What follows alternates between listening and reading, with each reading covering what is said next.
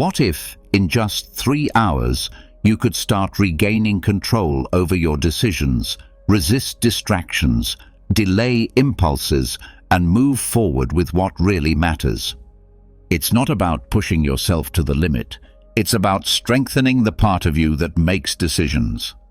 Welcome to 3 Hours of Stoicism to Strengthen Your Willpower. In a world based on instant gratification and constant temptation, willpower can seem rare and fragile. But the Stoics saw it differently. They believed that true strength doesn't come from fighting your desires, but from understanding them, mastering them, and choosing to act with reason. In this guide, we'll explore how to use timeless Stoic principles to develop lasting self-discipline, resist temptation, and stay committed to your highest goals.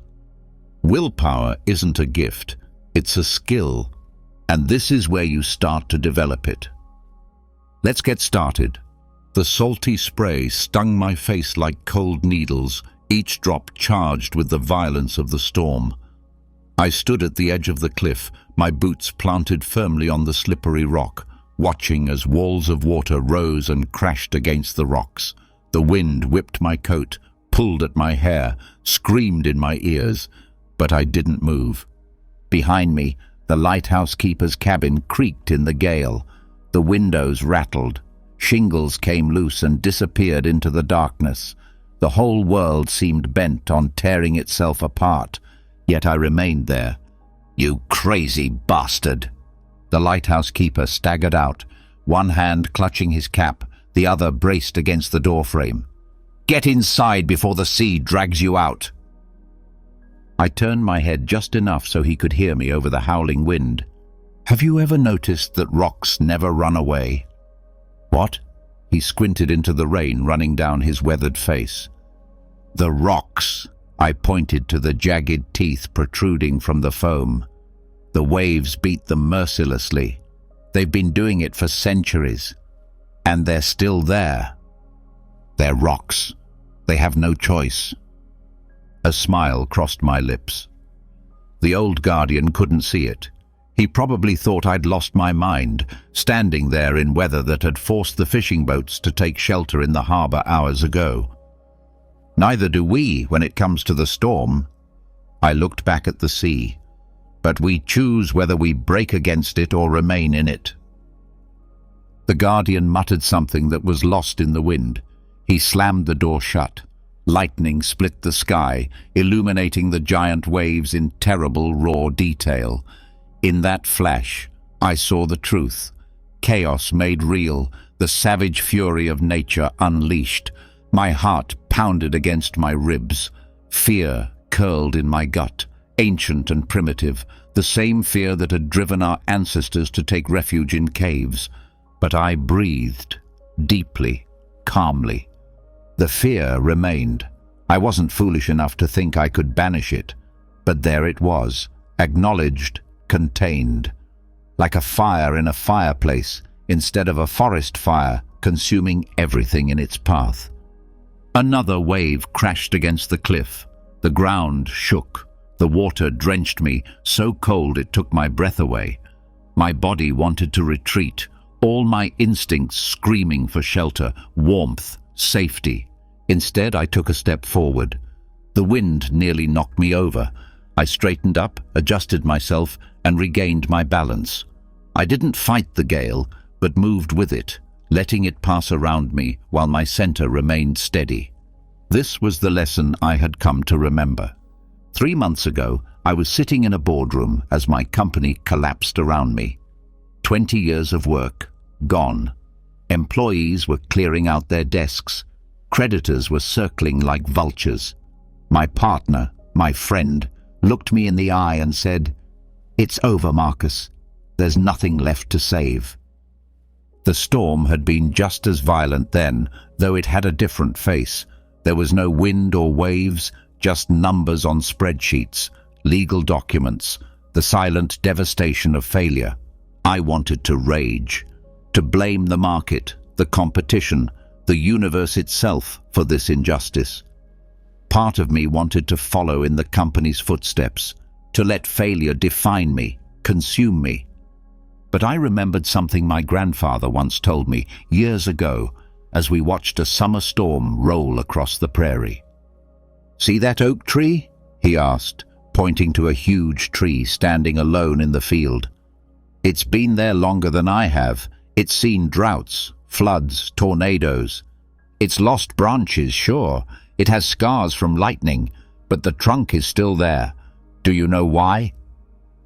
I shook my head, young and impatient to know the answer. Because it bends without breaking. It accepts what comes its way without losing its essence.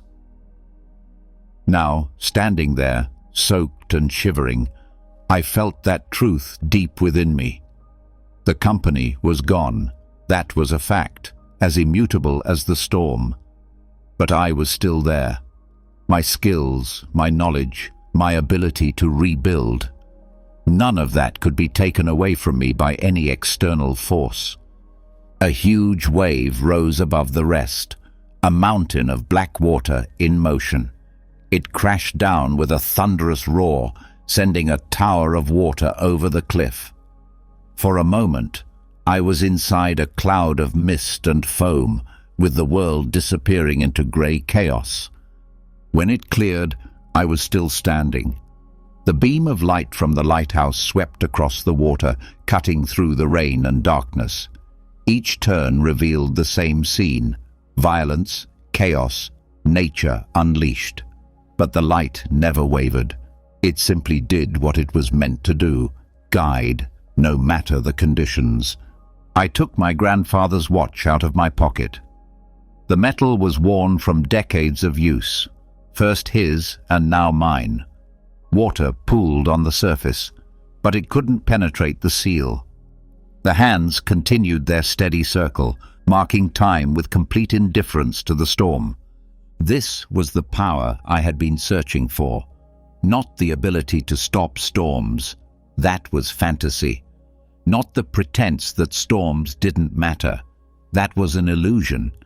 But the ability to remain in the midst of them, to keep something unshakable at the center while chaos raged at the edges.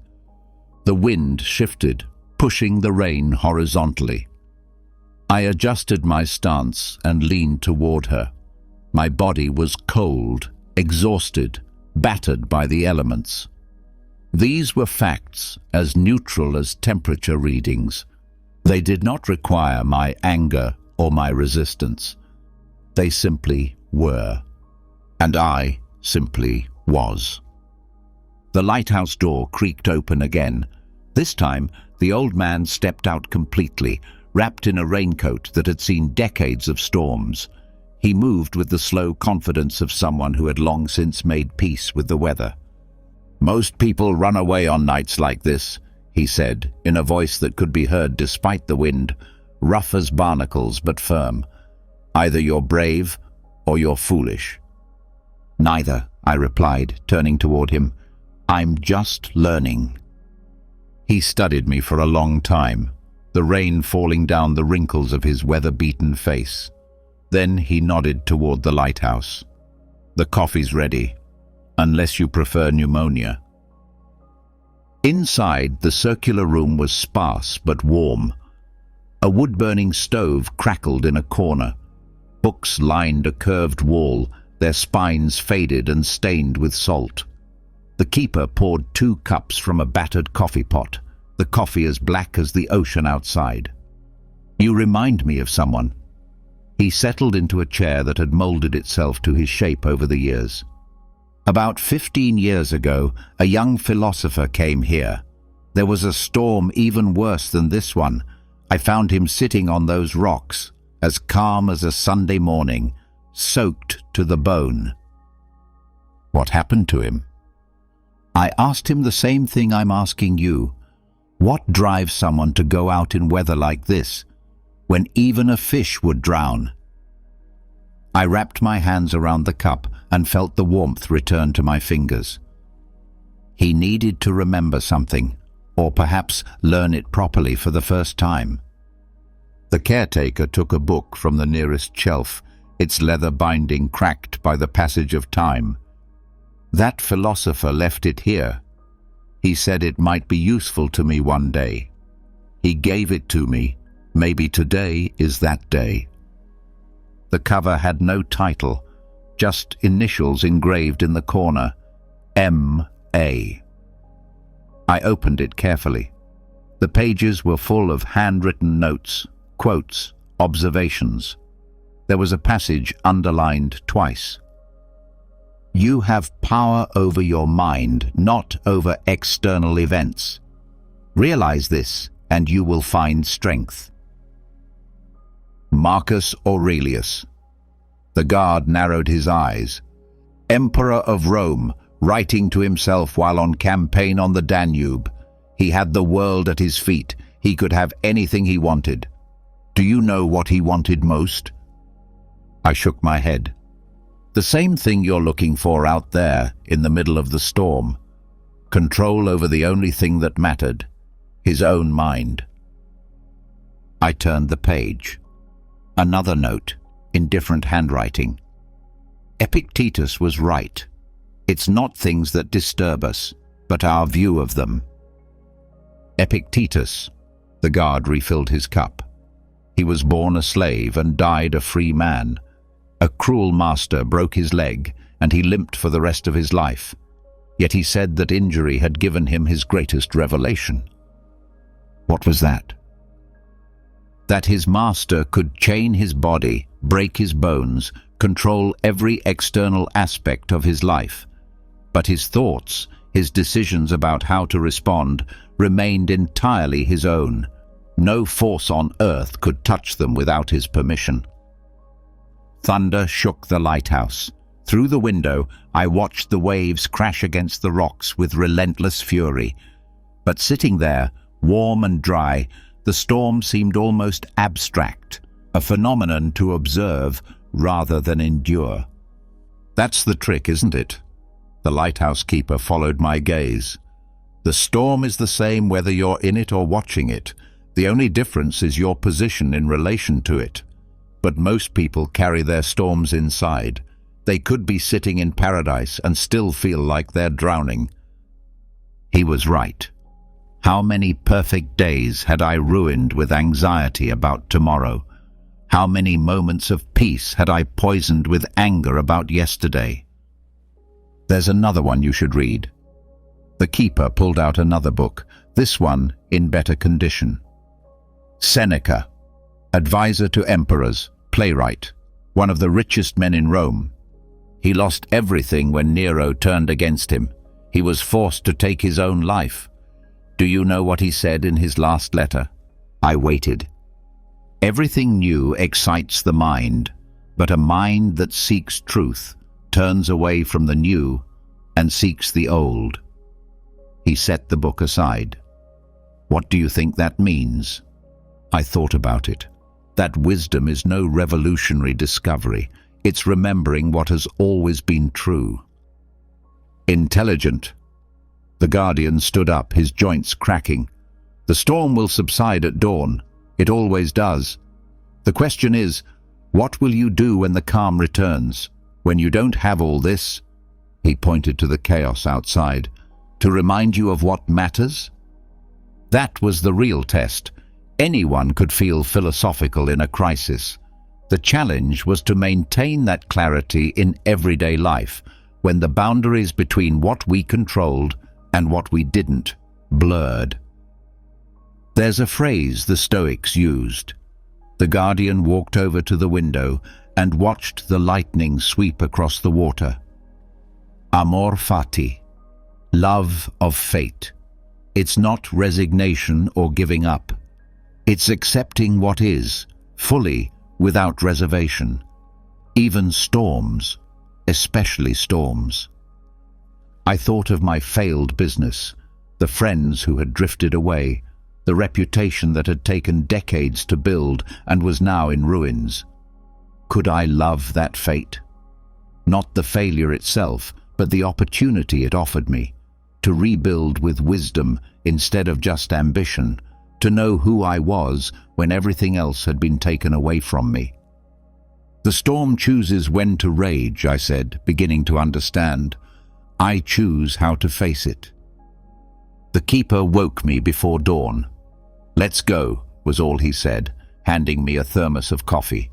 We descended the lighthouse stairs in the darkness, our footsteps echoing against the stone. The storm had passed, just as he had predicted, leaving behind an eerie stillness. Outside, the air was heavy with petrichor and salt. Stars still dotted the western sky, while the east showed the first rays of dawn. "Where are we going?" "You'll see." We followed a path I hadn't seen the night before, winding inland through scrub and eroded rocks. After 20 minutes, the terrain opened up to a small lake, perfectly still in the pre-dawn calm. Mist rose from its surface in slow, ghostly columns, dissolving into the increasingly clear sky. "Sit down." The guardian sat down on a flat rock at the water's edge. "Look." I sat down beside him, grateful for the warmth of the coffee in my hands. The lake stretched out before us like polished obsidian, not a single ripple disturbing its surface. As the sky brightened, colors filtered through the water, first gray, then pearl, then a slight hint of gold. "See how the fog rises?" The guardian's voice barely disturbed the silence. No resistance, no struggle. Water becomes vapor, vapor becomes air. One thing transforms into another without complaint. A fish leapt somewhere in the middle of the lake. Concentric circles formed and spread outward, a perfect geometry that gradually faded back into stillness. "Yesterday you struggled to reach the lighthouse," he continued. "Every step was a battle against the wind and rain. How much energy did it take?" "All I had." "What if you had just waited, sought shelter, let the storm pass?" "I would have arrived at the same place, only later." "Really?" He took a sip from his thermos. "Or would you have arrived in a completely different state, rested instead of exhausted, your mind clear instead of desperate?" The sun peeked over the horizon, painting the fog gold. Each drop caught the light, transformed it, and released it. The lake accepted the sun's arrival without fanfare, simply allowing itself to be warmed, illuminated, transformed. "I once had a daughter." The guardian's confession surprised me. "A bright girl, stubborn as they tend to be. She got it into her head that she wanted to be a doctor at a time when women were barely allowed into medical school." I waited, sensing there was more. She fought against everything: the entrance exams, the professors who ignored her, the classmates who told her she didn't belong there. Every day was a battle. She made it through sheer force of will and graduated at the top of her class. He paused. She died of pneumonia from exhaustion 6 months later. She was 24. The fog continued its slow upward dance, indifferent to our human pain. I spent years angry at everything: school, the system, God himself. Then I realized something. She had been so busy fighting what she was that she never learned to work with it. It was like trying to punch the ocean. You just wear yourself out while the water flows around your fists. A heron landed on the shore of the lake, motionless in the shallow water. It wasn't chasing fish or flapping its wings. It just stood there, waiting, accepting whatever came its way. "Acceptance," I said, testing the word. "But doesn't that mean giving up? Letting life pass you by?" "Look at the heron." We sat in silence. 5 minutes passed, maybe 10. The bird remained completely still.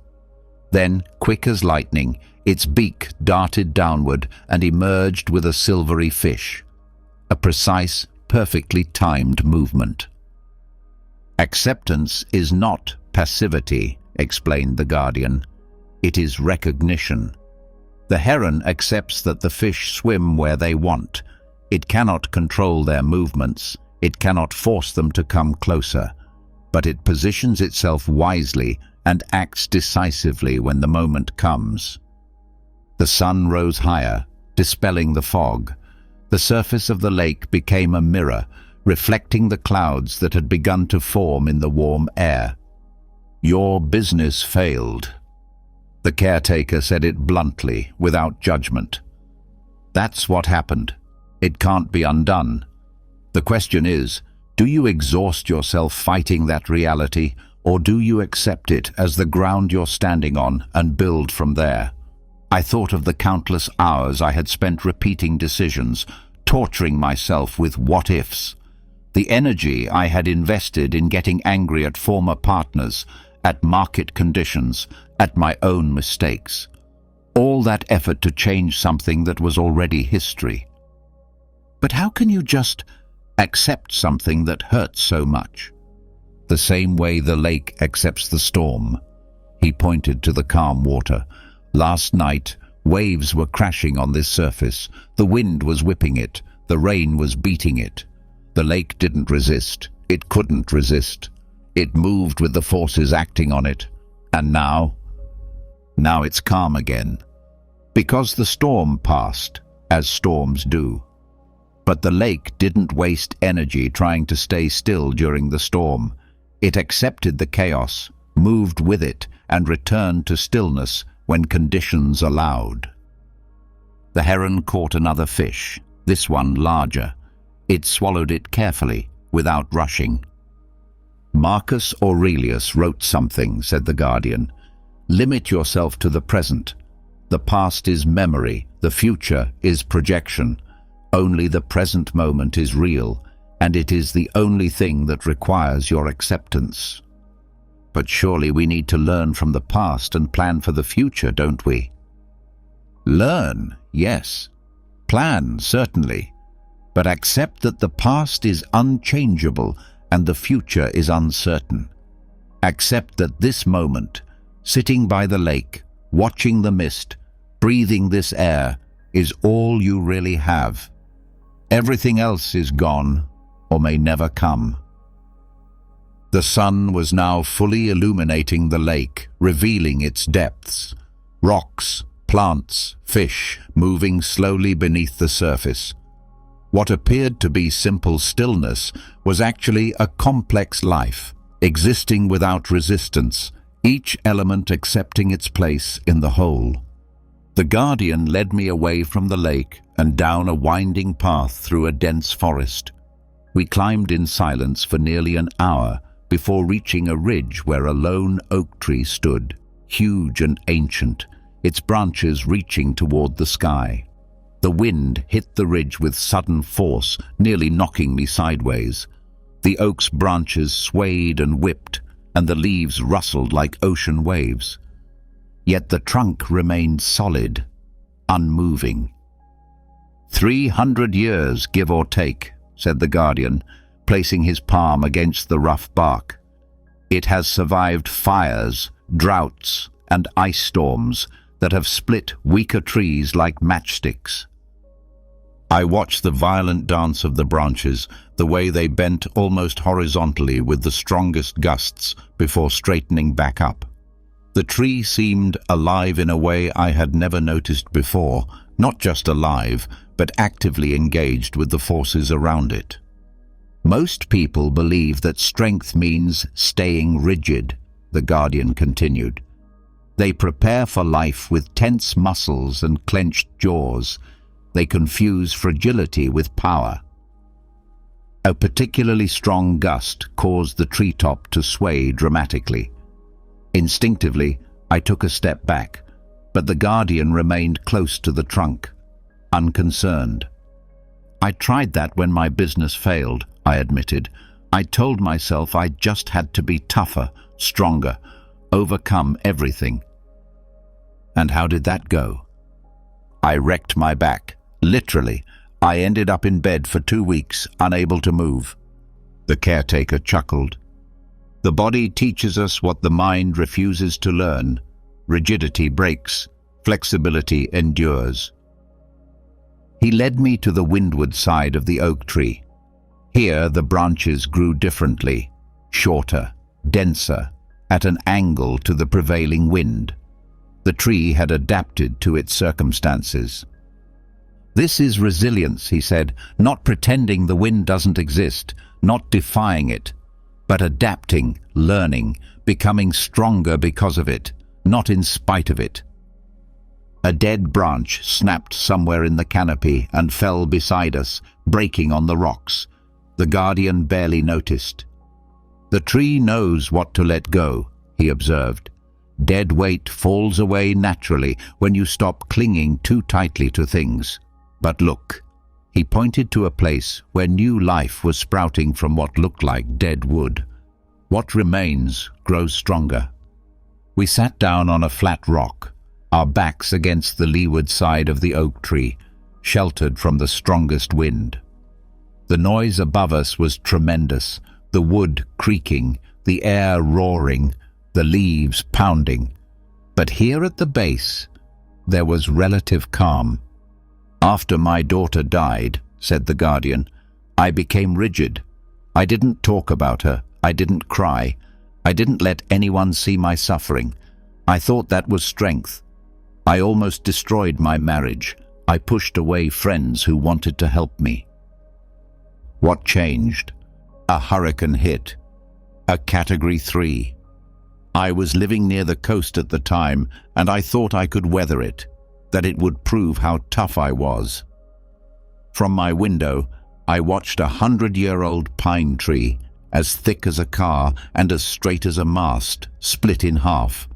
It just broke. Meanwhile, the palm trees next to it bent almost to the ground, their leaves waving like flags. When the storm passed, the pine tree was firewood. The palm trees straightened up as if nothing had happened. The wind changed direction and scattered a shower of leaves across the ridge. The oak adjusted its dance to suit the new direction, and each branch found its own rhythm within the overall movement. "Resilience is not about remaining unmoved," continued the guardian. "It's about moving intelligently with what comes. Your business failed. That's a wind that hit you. You can remain rigid in the face of that reality until you break, or you can bend with it, learn its patterns, and grow differently because of it. But bending seems like weakness, like giving up. To whom? Who judges your response other than yourself?" The question hung in the air. I thought of all the imaginary eyes watching me, the phantom jury before which I had been demonstrating my strength. None of them were real. They were all projections of my own fear. "Look at the branches," the guardian instructed me. I focused on a single large branch and followed its movement. It wasn't fighting the wind, it was dancing with it. When it was pushed, it gave way. When it was released, it returned to the center. Every movement was a negotiation, not a battle. "The Stoics called this Amor fati, love of fate," said the guardian. "It's not just about accepting what happens, but embracing it as something necessary for your growth. That branch doesn't hate the wind, it uses it to become stronger, more flexible, more resilient." "But how can you love something that hurts?" "The same way a fighter loves a worthy opponent, the same way a blacksmith loves the fire that shapes the metal. It's not the pain that matters, but the transformation." The sun disappeared behind the clouds, plunging us into shadow. The temperature dropped, and the wind picked up even more. The oak's movement intensified, but it never became frantic. It had an elegance, a confidence born of centuries of practice. "Every storm this tree has survived has made it more itself," said the guardian, "not less. Your failure, can it make you more yourself, not less?" I thought about it. Who was I before failure? Arrogant, perhaps, convinced of my own invincibility, rigid in my thinking. Failure had definitely broken something in me, but maybe what was broken needed to be broken. The journey to the mountain began before dawn.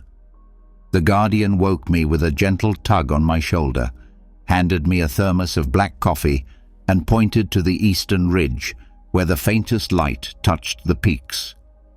"Today there is a different lesson," was all he said. The first hour was deceptive. A well-traveled trail through a pine forest. The slope was manageable, and my breathing was steady. I felt strong, confident. The previous day's lesson on flexibility had settled into my bones, and I moved with a new ease among the trees. Then the trail began to climb. To really climb. The forest thinned out. Roots gave way to loose gravel that shifted with every step. My sure footing became a careful search for footholds. The ranger moved forward with the economy of someone who knew every rock, while I struggled to find a foothold. "You're fighting it," he shouted without turning around. "Fighting what? Gravity?" "The mountain." I wanted to argue that, of course, I was fighting the mountain. That was the point of climbing it.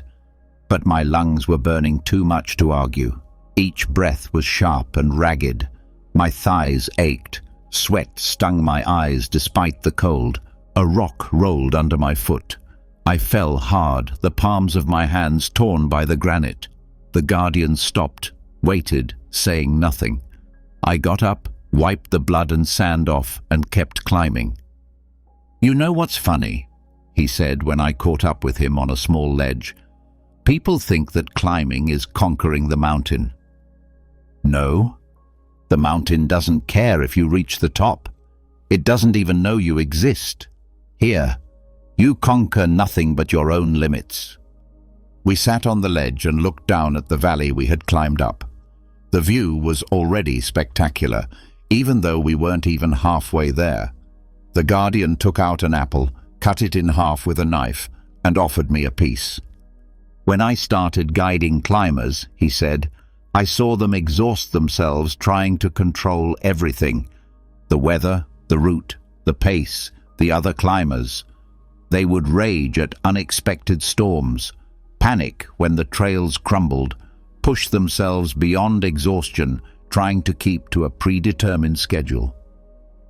Sounds familiar, I admitted, thinking about my business, how I had tried to control every detail until it all fell apart. The ones who made it to the top, the ones who really did it, not the ones who crawled there half dead, understood something different.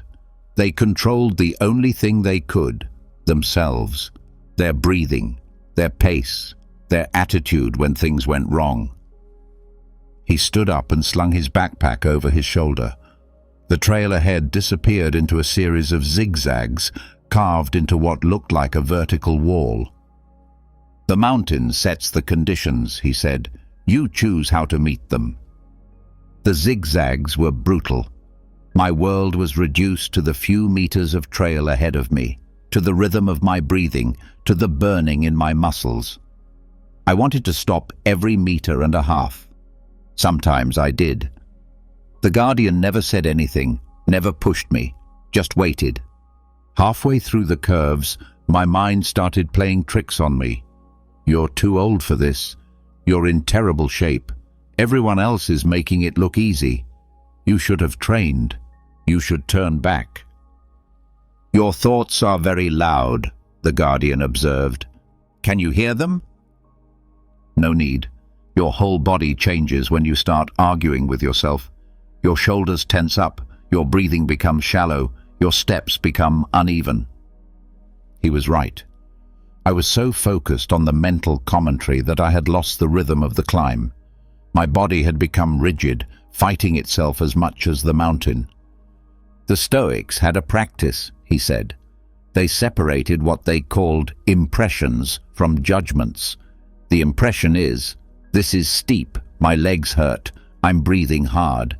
The judgment is, "This is too hard, I can't do it, I'm weak." But it is hard. Difficult is an impression. Too difficult is a judgment. One describes reality, the other creates suffering. After that, we climbed in silence. I tried to notice the difference. My legs are burning. Impression. I can't go on. Judgment. My heart is pounding. Impression. I'm going to have a heart attack. Judgment. Something very strange happened. When I stopped adding comments to the experience, it became simply experience. It was still difficult, but somehow cleaner. The burning in my muscles was just a sensation. The thin air was simply what it was. The mountain was not my enemy. It was just rock, gravity, and altitude. Near the tree line, where the air became really thin and the trail became more of a climb than a path, I had to stop every 20 steps. The ranger found a flat rock and sat down. "You're doing better than you think," he said. "It doesn't feel like it." "Because you're comparing yourself to an imaginary climber who isn't suffering. But look." He pointed to the trail below. 6 hours ago, you were down there. Now you're here. Not because you've conquered the mountain, but because you've conquered your response to it. My response, which consists mainly of panting and cursing. Your response is to keep going despite the panting and cursing. That's the only control that matters. A cloud rolled in, reducing visibility to about 10 meters. The temperature plummeted. Within minutes, we went from a clear morning to something resembling winter. The sweat cooled on my skin. "Perfect," said the guardian. "Perfect. Now you can practice with the weather too." He pulled a jacket out of his backpack and tossed me a windbreaker I didn't know he was carrying. The weather doesn't ask your permission to change. It never does. The cloud not only blocked our view, but it was damp, cold, and seeping through the layers of clothing. My fingers went numb as I tried to zip up the jacket. The guard watched me struggle with the zipper, offering no help. "Why do you want to reach the summit?" he asked. "Because it's there." That's Mallory's answer, not yours. I finally managed to zip up and shoved my hands into my pockets. "I don't know. To prove I can." "Prove it to whom?" The question hung in the fog between us. Below, I could hear other climbers approaching, their voices muffled and directionless in the storm. "When I was younger," said the guardian, "I tried to reach every summit with sheer determination, just moving forward step by step, forcing myself to keep going. That's how I managed to summit quite a few peaks. I also suffered frostbite, altitude sickness twice, and almost died in an avalanche because I was too stubborn to turn back." "But you kept climbing." "Actually, I quit for 5 years. I sold all my gear, moved to the coast, and tried to pretend the mountains didn't exist. But they kept calling me back. Not because I had something to prove, but because I finally understood where I was really headed." The other climbers emerged from the fog. A group of 3, all younger, all moving with the confidence that comes from being in good shape. They nodded as they passed, barely breathing heavily. I felt the familiar pang of comparison. "You're doing it again," the guardian observed. "Doing what?" "Letting them dictate your experience. They're climbing their mountain. You're climbing yours." We started moving again, slower now, because of the fog. Each step required more deliberation, more attention. The trail had become less obvious, marked only by occasional mounds of rocks that appeared like ghosts in the mist. "Willpower," said the guardian, "is not about forcing yourself up the mountain. It's about remembering why you're climbing in the first place. Not the superficial why, but the real why." "I told you." "I don't know." "You know. You just haven't admitted it yet." A gust of wind cleared the fog for a moment, revealing a precipice several hundred feet to our left. My stomach lurched. When the fog closed in again, the precipice was still there, invisible but present. "Fear is good," said the guardian, noticing my sudden caution. "It keeps you honest. But look what happens next." What happened next was that my body wanted to give up. This time, not from exhaustion, but from the simple realization of how exposed we were. Every step seemed like a risk. My legs, which were tired but still working, now felt weak and unreliable. This is where most people discover the difference between forced willpower and aligned willpower, he said. You can try to force yourself to overcome your fear, clench your fists, ignore all your instincts. Sometimes it works, but usually it just wears you out faster. What's the alternative? Remember why you're here, not the summit. Here, this moment, this step. I wanted to say something sarcastic, but I was too focused on not looking where the cliff should be. Then something changed. A memory came back to me. My daughter, years ago, afraid to jump off the high diving board. I told her to focus on me, standing in the pool below. Not on the height, not on the fear, just on the reason she wanted to jump, to swim to me. I'm here because I gave up everything, I told her. My business, my marriage, all the difficult things in my life. I found a way to rationalize giving them up.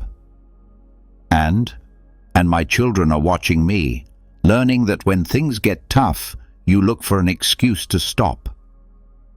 The lifeguard didn't say anything, but I could feel his attention sharpening. I don't need to prove I can climb a mountain. I need to prove I can choose to keep going when it's hard. There it is, he said quietly. The fog began to lift, not all at once, but in patches, revealing the landscape in fragments. We were higher than I thought, with the tree line below us and the world opening up to alpine meadows and bare rock. The summit was not yet visible, but I could feel its presence above us. When your why is clear, said the guardian, willpower is no longer a matter of strength.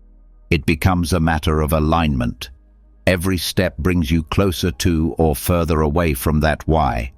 The mountain doesn't care which one you choose, but you do.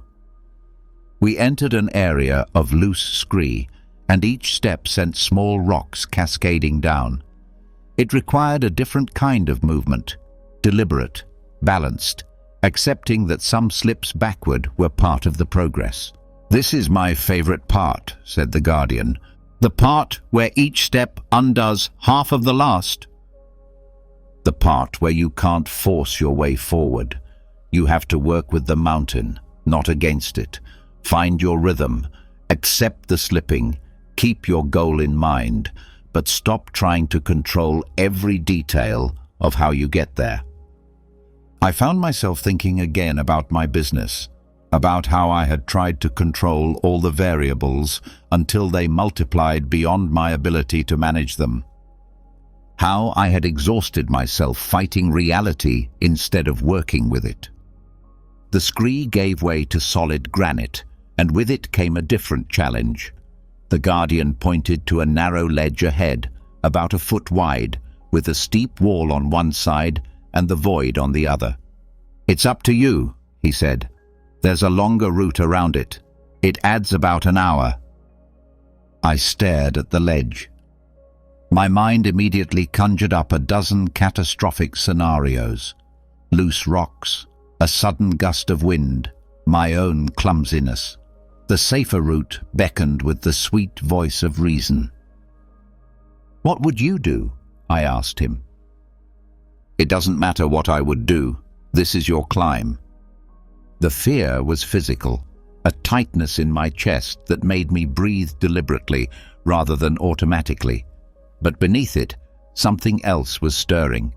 Curiosity about who I would be on the other side of that ledge. The fear isn't going away, I said. Why would it? Fear is just information. The question is what you do with it. I took a step toward the ledge and stopped. My body rebelled, all my instincts screaming warnings. This wasn't the rational fear from before. It was primitive, overwhelming. "There's something you should know about internal battles," said the guardian, sitting down on a rock as if he had all the time in the world. "They're never really what they seem. It seems pretty clear that this is about not falling off a mountain. Really? Or is it about all the times you've chosen comfort over growth?" The accuracy of his words hurt. I thought about the promotion I had turned down because it meant moving, the relationship I had ended because vulnerability seemed too risky, the book I had never written because facing a blank page day after day seemed impossible. "The mind is clever," he continued. "It disguises old patterns as new situations. It makes you believe you're being logical when you're really just repeating history." A cloud covered the sun and the temperature dropped instantly. I shivered, another reason to take the safe route. My mind latched onto it eagerly. Hypothermia was a real danger, wasn't it? Better to be sensible. "Listen to yourself," said the guardian. "Really listen. How many voices are in there?" I listened. There was a cautious, reasonable, fatherly voice. The voice of fear, shrill and insistent. A mocking voice calling me stupid for being there. And somewhere beneath them all, barely audible, a voice that simply said, "Cross." "The committee," I said. "Everyone has one. The question is, who's the chairman?" I stepped back to the edge again.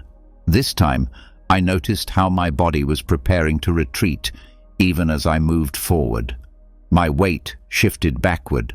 My muscles tensed to jump. Self-sabotage was built into the very attempt. "The body follows the mind," said the guardian, "but the mind is divided. Part of you is crossing that ledge, part of you is already falling, and part of you is back in the car, driving home. Willpower isn't about silencing all those parts. It's about choosing which one gets to call the shots." I took 3 steps toward the ledge before vertigo overwhelmed me. The world tilted, my vision narrowed, and suddenly I found myself pressed against the rock wall, my fingers searching for holds that weren't there. "Breathe," the guard said from behind me. "Don't fight the fear. Acknowledge that it's there and keep going." I can't. You're right.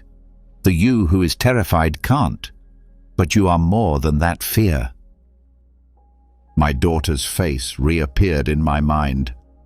What would I say to her if she saw me here, paralyzed? That some things are too scary, that it's okay to let fear make your decisions? I pulled myself away from the wall, forced my body to stand up straight, and took another step. Then another.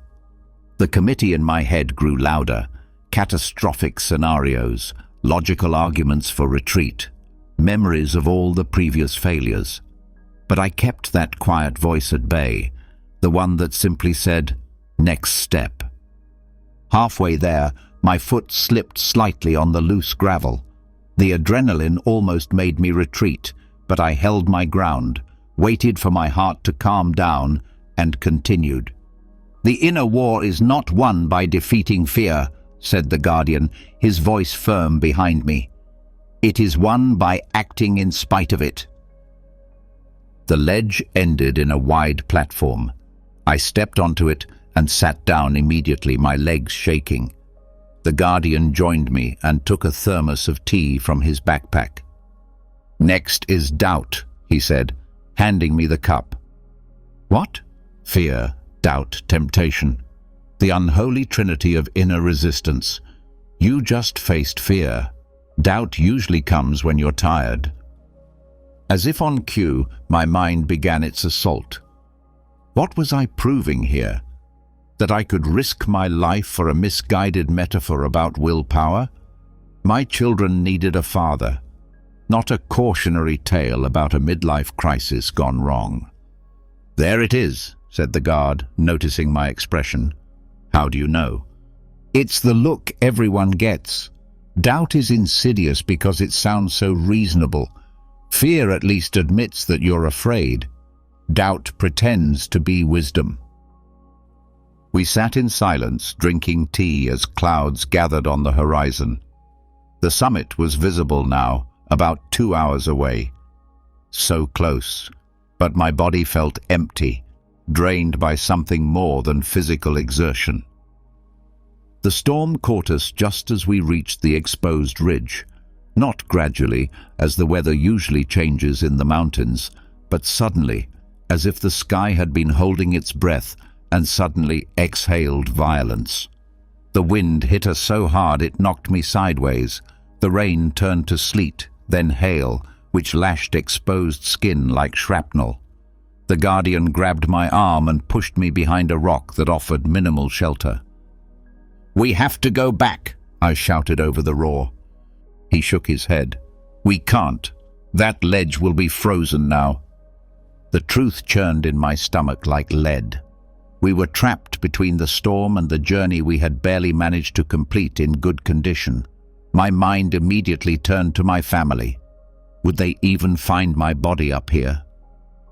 "Marcus Aurelius buried 6 of his children," said the guard, his voice barely audible over the wind. "What? 6 children? They were taken by a plague. Do you know what he wrote in his diary during that time?" I couldn't imagine writing anything coherent after losing even 1 child, let alone 6. He wrote about duty, about continuing to serve Rome despite personal devastation. Not because he didn't feel the loss. His private writings show a man in agony, but because his purpose remained the same. A gust nearly blew us out of our shelter. Ice accumulated on my jacket, hurting me. All my instincts screamed at me to curl up, stay warm, and wait to be rescued. "Epictetus was a slave," the guard continued, helping me to my feet.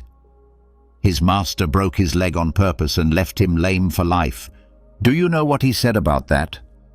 We began to move forward, taking advantage of the brief moments of calm between gusts to reach the next shelter, a rocky ledge about 50 meters away. The ice made every step dangerous.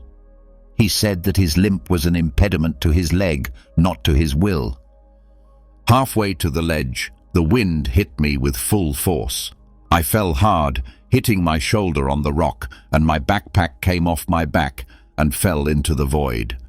Everything I had brought, food, water, emergency supplies, was gone in an instant. The guard helped me up and checked my shoulder.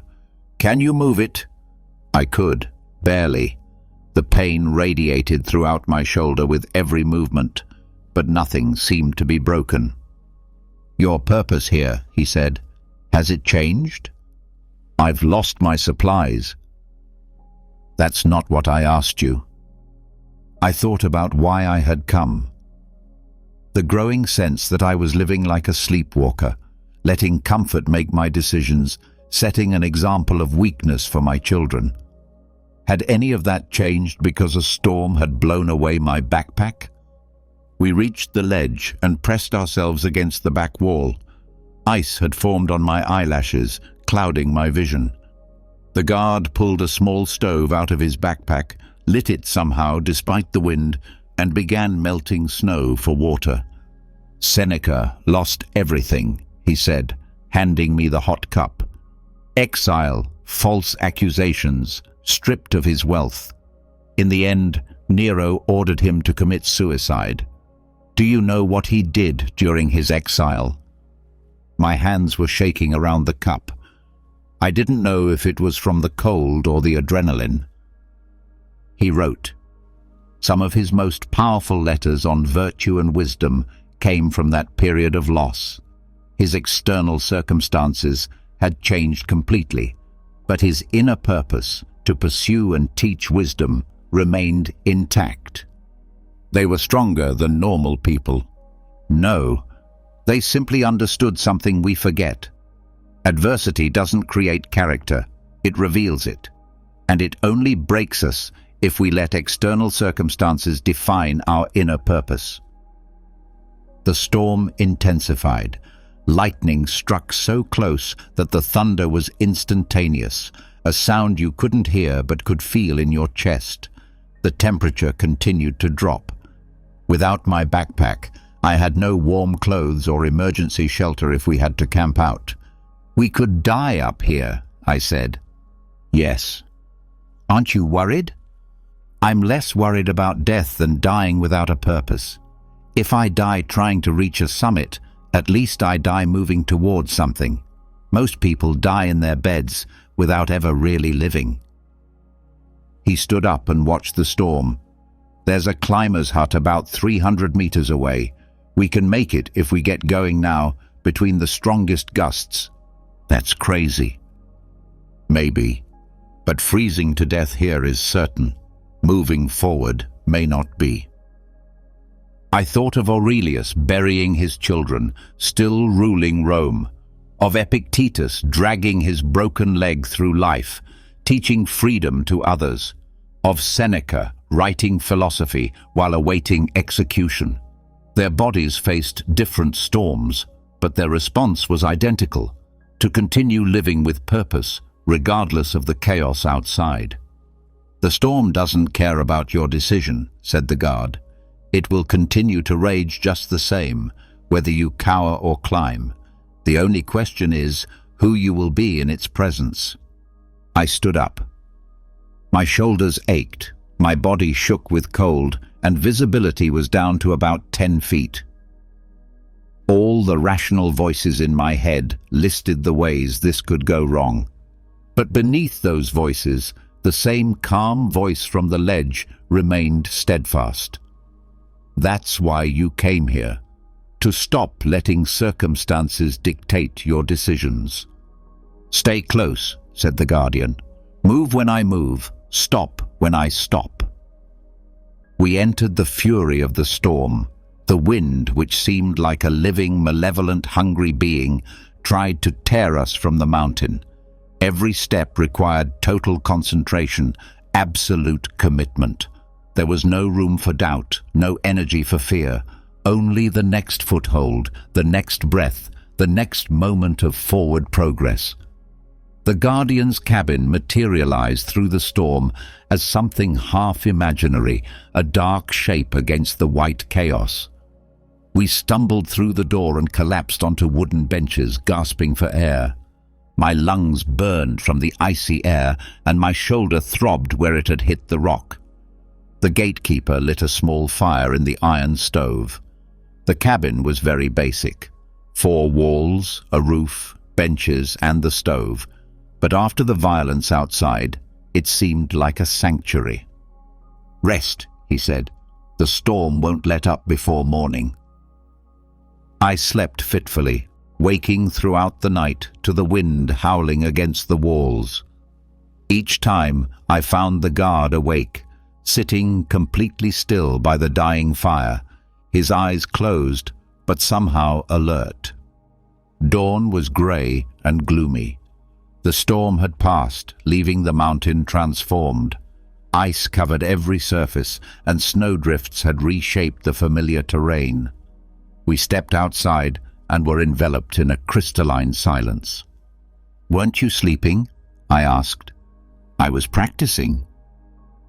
"Practicing what?" He began to descend the path, carefully making his way over the ice. "Do you think strength appears the moment you need it? That when crisis strikes, you suddenly become capable?" I hadn't thought about it. Most people don't. They live their comfortable lives and then are surprised when adversity knocks them down. It's like expecting to run a marathon without training. We came to a section where the storm had completely erased the trail. The ranger studied it, then began to traverse the loose scree above the gap. "Every morning for 40 years, he said, testing each step, "I've gotten up at 4.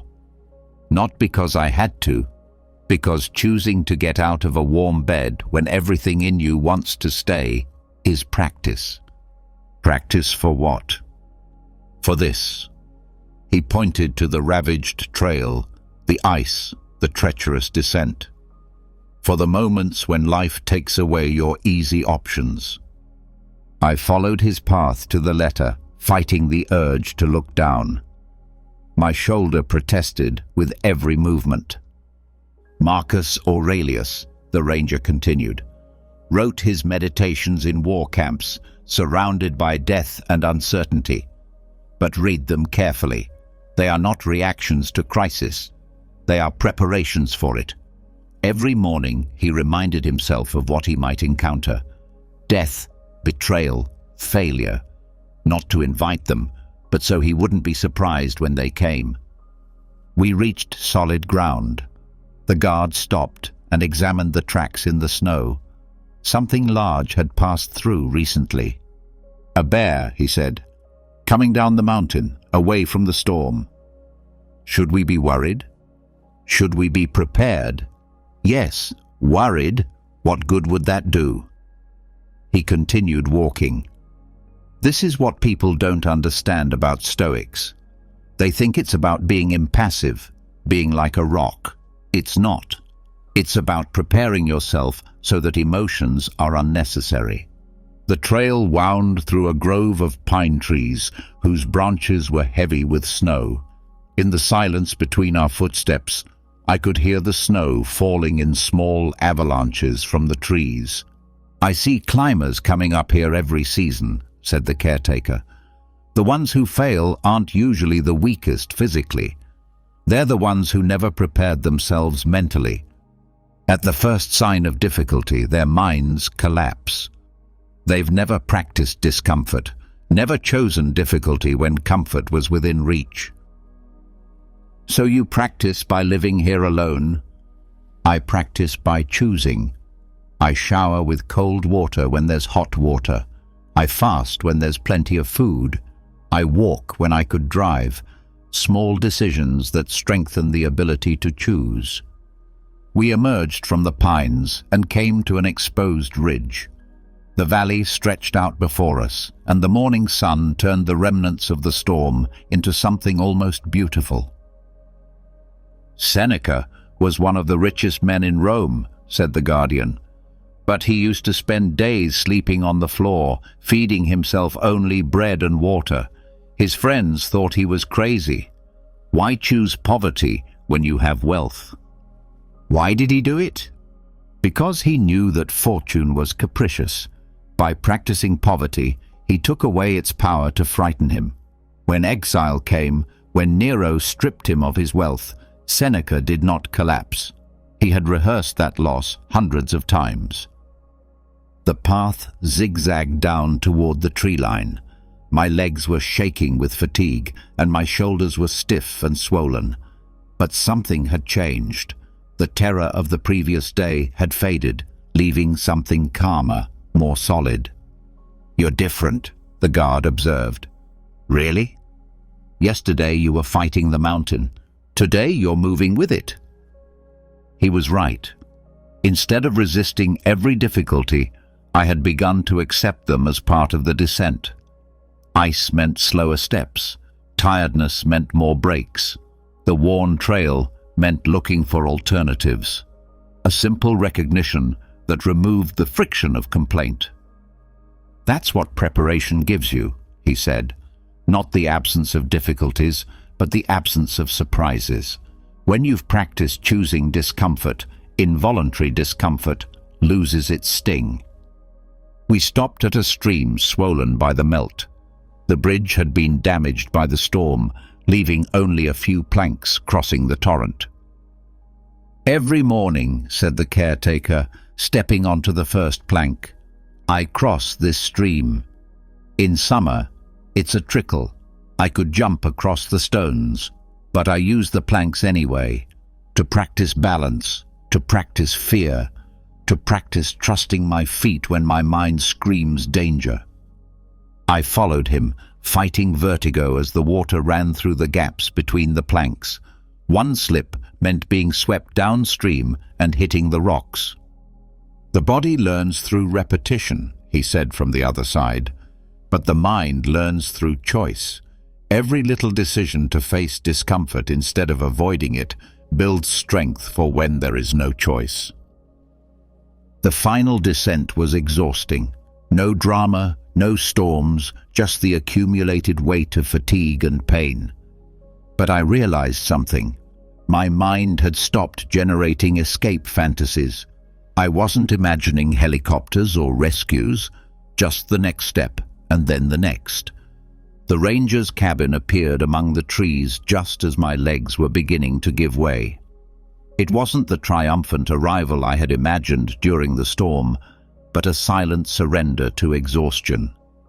He grabbed my arm when I stumbled on the porch steps. "Rest," he said. "Tomorrow we'll train."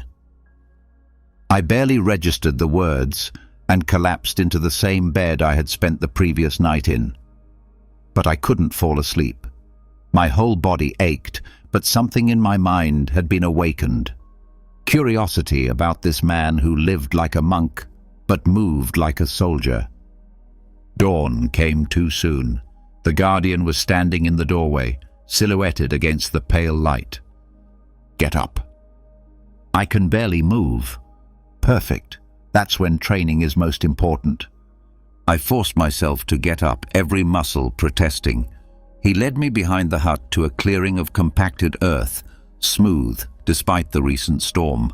Around it was training equipment, not modern gym machines, but simple tools, stones of various sizes, iron pipes of different lengths, a thick rope hanging from a pine branch. "You were in the military," I said. It wasn't a question. "Special Forces, 2 decades. He picked up an iron pipe about 2 meters long. "I learned to fight in places where fighting meant survival, but the real education came later." After? When I realized that all that training, the weapons, the tactics, the violence, was nothing more than external discipline. Theater, the real war, was always internal. He performed a series of slow, deliberate movements with the pipe. It wasn't to show off, but to demonstrate something deeper. Each movement flowed into the next without thought, decades of repetition visible in the economy of the movement. Musashi wrote that the spirit of the warrior is not in the sword, but in the mind that wields it. It took me years to understand that. I could take apart a rifle blindfolded, navigate by the stars, survive on insects. But I couldn't navigate my own thoughts. I couldn't survive my own anger. He handed me the pipe. It weighed more than it looked. "Keep it horizontal, arms outstretched." Within seconds, my shoulders were burning. The pipe began to tilt. "This is where most people give up," he said. "The discomfort. But watch what happens if you fight it." I tensed my whole body, trying to keep the pipe level. My whole body was shaking. The weight seemed to triple. "Now stop resisting. Accept the weight. Align yourself with it." I tried to relax while holding the position. Somehow it got a little easier. "Discipline isn't about mastery," he said. "It's about harmony. You don't defeat the weight. You learn to carry it efficiently." The tube crashed to the floor. My arms felt like water. "Every morning I hold that position for 20 minutes, he said. "Not because I'm strong, but because I've learned to be friends with discomfort. Lift it." "I can't." "You can't hold it like you did before, but you can do it differently." This time, he taught me to use my core and breathe with the effort rather than against it. The tube stayed level for another 30 seconds. "The Stoics understood something that modern fitness culture doesn't," he said. "They didn't train to build muscle, they trained to build character. Every repetition was training for the repetitions of life." We moved on to the stones. He taught us how to lift them, not with explosive force, but with a patient technique. "In Afghanistan," he said, placing a 100-pound stone on a wooden platform, "I saw a comrade get shot.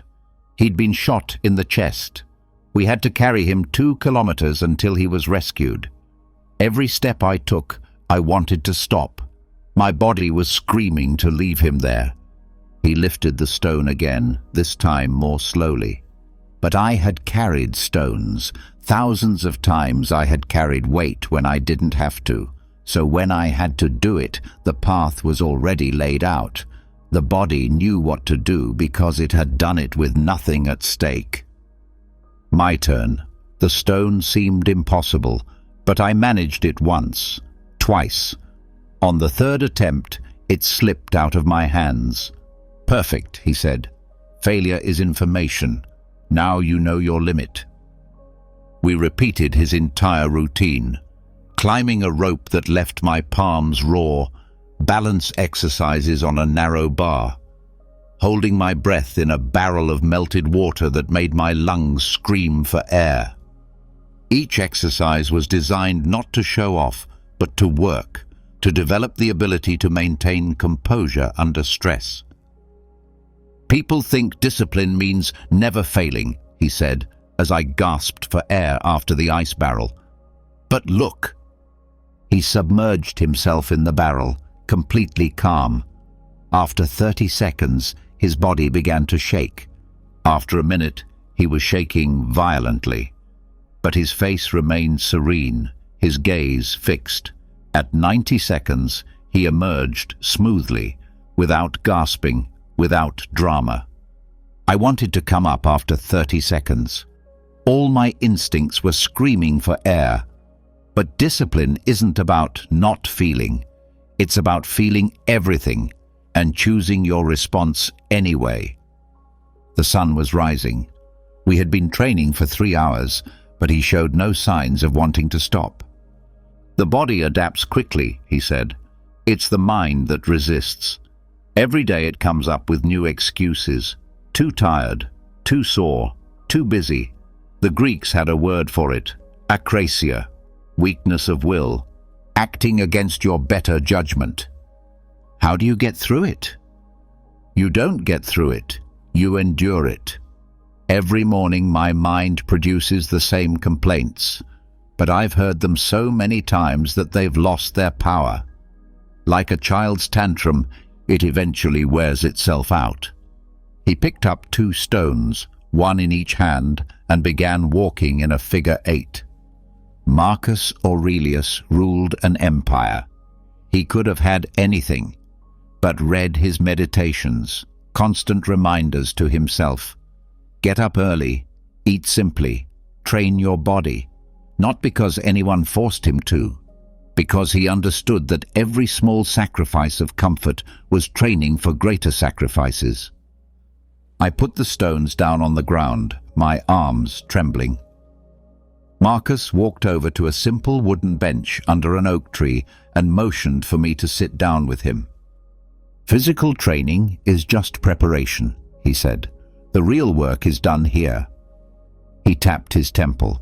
Seneca wrote that every night he reviewed his day, not to punish himself, but to observe. Where had anger arisen? At what moments had he acted out of fear rather than reason? He took a worn notebook from his pocket, its pages yellowed and warped from moisture. "Try something. Tell me something about yesterday. Something that upset you." Yesterday. The memory came flooding back. The traffic. Roadworks had brought everything to a standstill. I was 40 minutes late for an important meeting. The client was furious. "Good. Now tell me again, but just the facts. No interpretations." I thought about it for a moment. The traffic was moving slowly because of roadworks. I arrived 40 minutes after the scheduled time. The client expressed his dissatisfaction. "It's a different story, isn't it? The first version was full of mental additions. An important meeting. Who decided that?" The client was furious. Or did he simply express his concern? The Stoics called these fantasies impressions, pure sensory data. Everything else is added by us. He opened his notebook and showed me pages filled with cramped writing. Every morning, I write down 3 situations that could upset me that day. A piece of equipment breaking down, a difficult client, bad weather. Then I write down the response I have chosen, not the likely response, but the one I have chosen. By midday, at least one of the situations usually occurs. A squirrel squeaked angrily above us, dropping acorn shells. Marcus didn't flinch. "A small example," he said. "My first instinct? Irritation. Something is throwing trash at me. But look at the review. A squirrel is eating. Gravity pulls the shells down. I'm underneath. There's no malice, no personal attack, just physics and biology." "You seem to be overthinking it." "At first, but repetition creates a habit. Yesterday, a driver cut me off and almost caused an accident. 10 years ago, I would have followed him, looking for a confrontation. Yesterday, I noticed my hands clenching the steering wheel, felt the heat rising in my chest, and asked myself, what would this anger accomplish? Would it make me a better driver? Would it undo the near accident?" He stood up and walked over to a large flat rock with charcoal marks on the surface. "Another exercise. Write down your fear." I picked up the charcoal. After hesitating, I wrote, "Failure."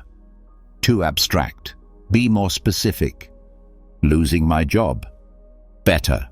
Now write down what you can control in that situation." I stood there, charcoal in hand. My performance, my effort, the development of my skills. "What can't you control?" "Company decisions, the economic situation, office politics." "Look at what you've written," he said. "How much mental energy do you devote to each category?" The truth hurt. I spent most of my time worrying about the things on the second list. "The Stoics had a phrase," Marcus continued, "ta efhemin, ta ok efhemin, what depends on us, what does not depend on us. It's a simple division, but it changes everything. Look." He picked up the charcoal and drew 2 circles on the stone. In one he wrote, "My thoughts, my actions, my responses, my values." In the other, "The opinions of others, external events, the past, the future." All the turmoil in your life comes from confusing these circles, from trying to control what is not yours and neglecting what is. A memory from his previous life flashed through his mind. "In Afghanistan, when your partner was shot, weren't you angry?" He clenched his jaw slightly. Rage, pure, black rage. At the shooter, at the command for sending us there, at God, if he existed. But rage at what? At reality? The bullet had already followed its trajectory. The wound already existed. My rage couldn't turn back time. He wiped the stone with his sleeve. "So I did what I could control. I applied pressure. I kept him talking. I measured my steps to conserve energy to carry him. The rage was still there. I'm not a machine. But I didn't let it take over. I put reason in the driver's seat and left the rage in the back seat." "How long did it take you to learn that?" "I'm still learning. But this is what changed everything. Negative visualization. The Stoics called it premeditatio malorum, imagining loss before it happens." He sat back down, his gaze lost in thought. "Every morning after my workout, I spend 10 minutes imagining losses, that my business fails, that my health deteriorates, that people I love die, not to torture myself, but to prepare myself. When you've mentally rehearsed disaster, reality loses its power to surprise you." That sounds pessimistic. It's the opposite. When you face the worst in your mind, you stop fearing it. You can truly enjoy what you have because you're not constantly defending yourself against loss. The things you cling to so tightly, you've already practiced letting go. A truck roared down the distant highway, and black diesel smoke drifted toward us. I started to cover my nose, but Marcus was breathing normally. "Another opportunity," he said. "An unpleasant stimulus. The natural response is aversion, but what if I choose curiosity? What does diesel smell like when I pay attention? Neither good nor bad, just information." "You can't decide that something isn't unpleasant." "No, but I can decide what to do with the unpleasant." Epictetus was a slave. Real chains, real beatings. He said, "It is not things themselves that disturb us, but our judgments about them. Smells are just molecules. My nose detects them. Everything else, the disgust, the anger toward the driver, the concern about pollution, is mine." He took out his notebook again and turned to a page full of marks. "Every time I realize I'm adding a story to reality, I make a mark. I started with hundreds a day. Now, maybe dozens. Progress, not perfection."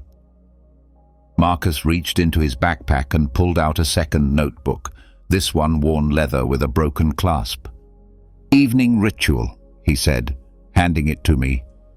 "All the Stoic emperors, philosophers, slaves, they all did it. Marcus Aurelius called it to himself. Mine is less poetic." I opened it. Every page was filled with tight handwriting, with entries going back years. It wasn't a diary, it was something else. Questions and answers, repeated patterns. "The same 3 questions every night," he explained. "What did I do well today? What did I do wrong? What could I do differently tomorrow?" I read an entry from 6 months ago. "Good. I stayed calm during the argument with the supplier. I focused on solutions, not on blaming anyone." Bad. I snapped at Sarah about the dishes. I let tiredness be an excuse to be harsh. Tomorrow, apologize to her properly. Set a timer to take a break when I notice I'm tired. "It sounds simple," I said. "Simple to write. Hard to do. The first month, I wanted to quit every night. No one likes to see their failures written in ink." He picked up the journal and flipped through the previous pages. The handwriting was different, aggressive, slanted. "Look at this. 3 years ago." He read aloud. "Bad. I lost my temper with the store clerk. I made a scene over an expired coupon. I acted like a child." We all have bad days. No. I had bad habits. Look. He turned the pages slowly. The supermarket incident, road rage, the argument with the neighbor, the argument with my brother. See? Same anger, different targets. Without writing it down, I could pretend each case was isolated. On paper, the pattern screamed at me. A crow landed nearby and pecked at something in the grass. Marcus watched it. "The journal isn't for judgment.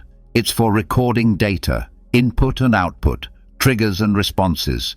Once you see the patterns, you can break them." He showed me another page, this one with a diagram. Arrows connected words. Hunger, irritability, conflict, shame, isolation. It took me 50 entries to realize every time I skipped lunch, I picked a fight at dinner.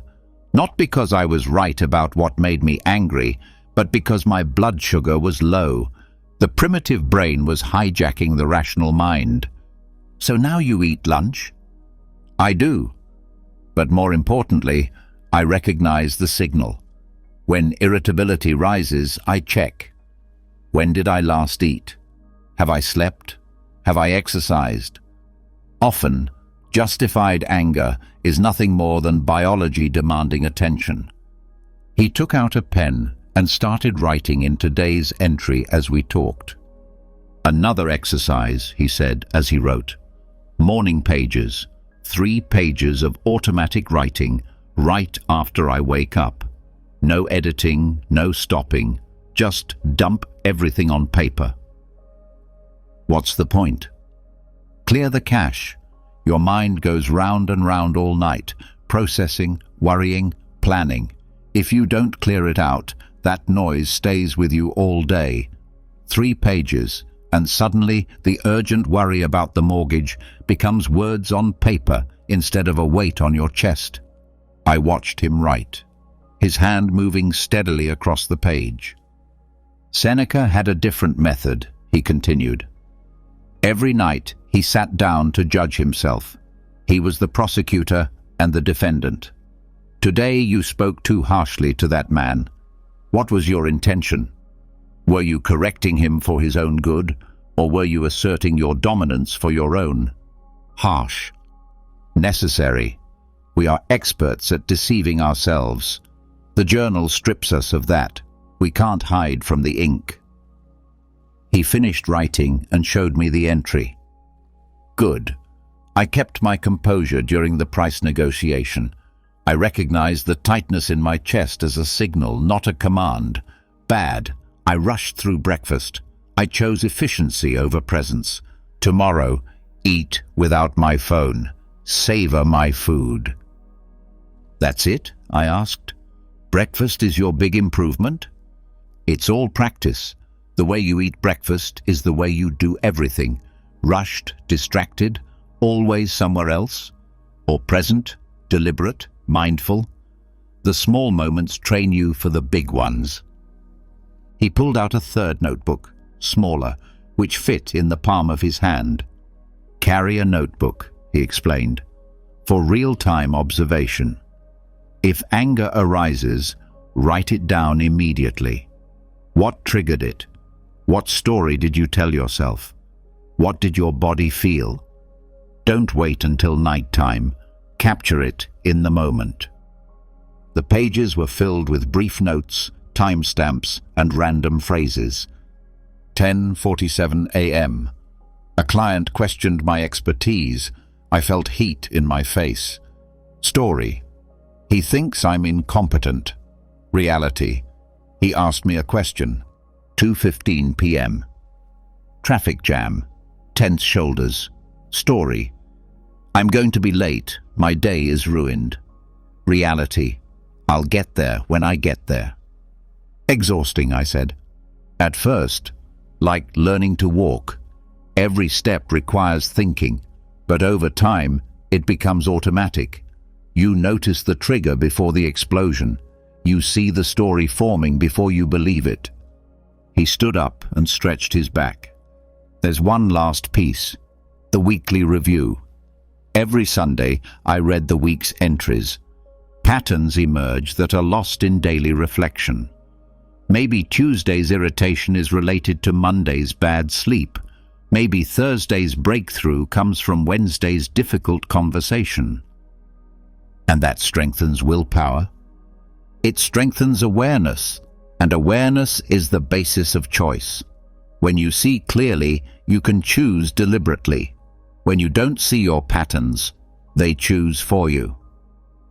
The sun had risen and was warming the stones around us. Marcus carefully put his notebooks away, each in its own pocket of his backpack.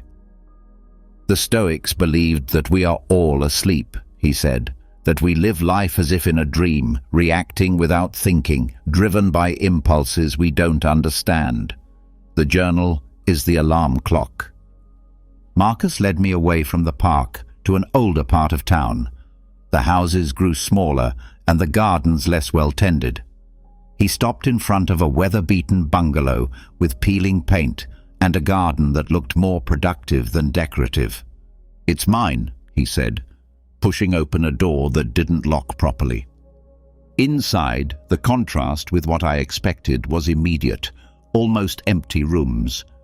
A kitchen with 3 plates, 3 bowls, and 3 cups. A living room with a chair, a lamp, and a bookshelf. No television, no decorations, just space and light. Extreme, I dared to say. Precise. He filled a kettle with water. Every object here has a function, nothing more. I looked around, trying to imagine myself living like this. My own apartment was full of things I had forgotten I owned. It started differently, Marcus said, placing the kettle on a single-burner stove. A house full of stuff. Appliances, furniture, clothes I never wore. Every object seemed important when I bought it. Together, they were suffocating me. He opened a cupboard. A pot, a pan, a knife. The experiment began with a flood. The basement storage room was destroyed. The insurance company asked me for a list of damaged items. It took me 3 days to remember what was in there. 3 days, and I still couldn't remember half of it. Things I had paid for, moved twice, stored carefully, and completely forgotten about. The kettle began to boil slowly. If I could forget them so easily, why did I have them? He took out his 3 cups and examined them as if it were important to choose one. He selected 2. So, I tried something. I put everything that wasn't absolutely necessary into boxes. I labeled them with dates. I told myself, if I need something, I'll take it out. After 6 months, whatever's left in the boxes goes. And 6 months. I opened 2 boxes. I got rid of 47. The kettle whistled. He poured water over the tea bags, real tea bags, not the elaborate loose-leaf concoction I expected from someone so meticulous. But this is what happened in those 6 months. Without the clutter, my mind calmed down. Without 15 options for what to wear, mornings became simple. Without gadgets that demanded updates and attention, evenings became peaceful. We sat on the floor, as there was only one chair, and drank our tea. The room seemed larger than my apartment, even though it was half the size. Consumer culture educates us backwards, Marcus continued.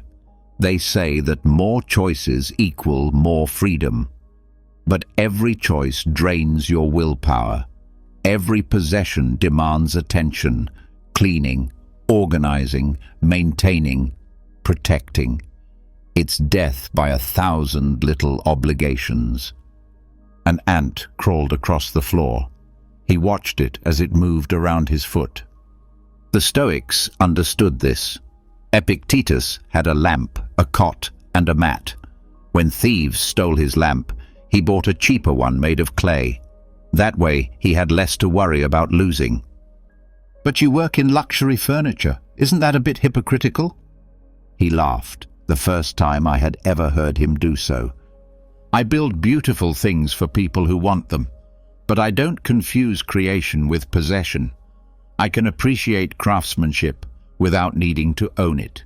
It's like admiring a sunset without trying to capture it."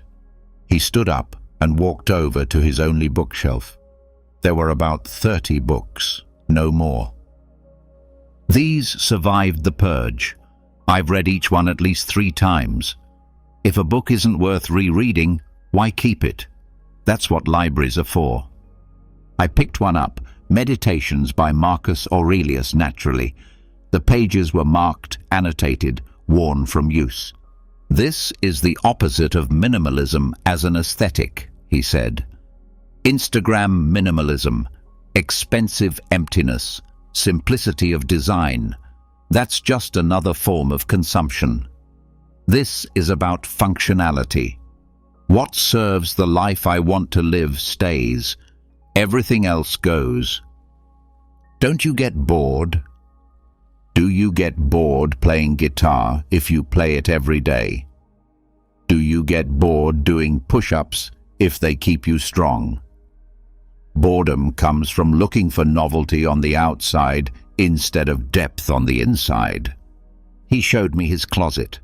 5 identical t-shirts, 2 pairs of pants, a pair of shoes, and some work boots.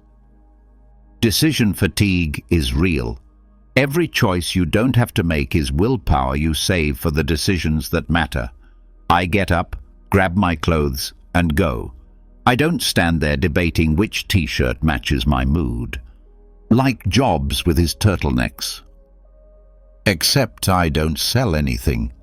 It's not a statement. It's just practical. We moved on to his workshop behind the house. Here at last there was complexity, but it was organized with a purpose. Every tool had its place, and each served a specific function.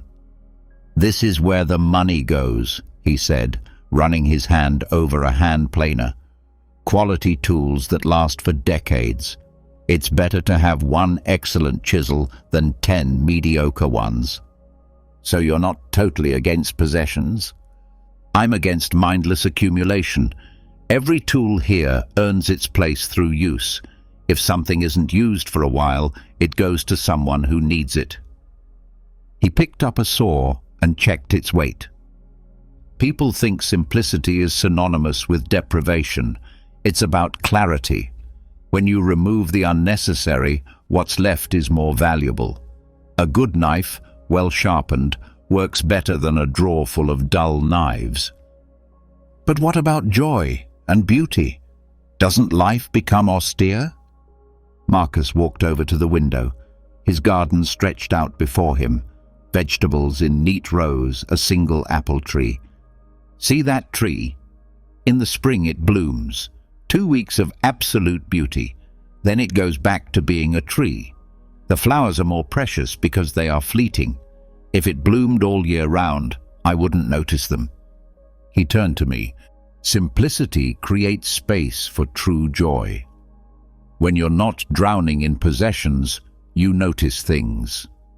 The light coming through the windows, the weight of a well-made tool, the taste of simple food when you're really hungry.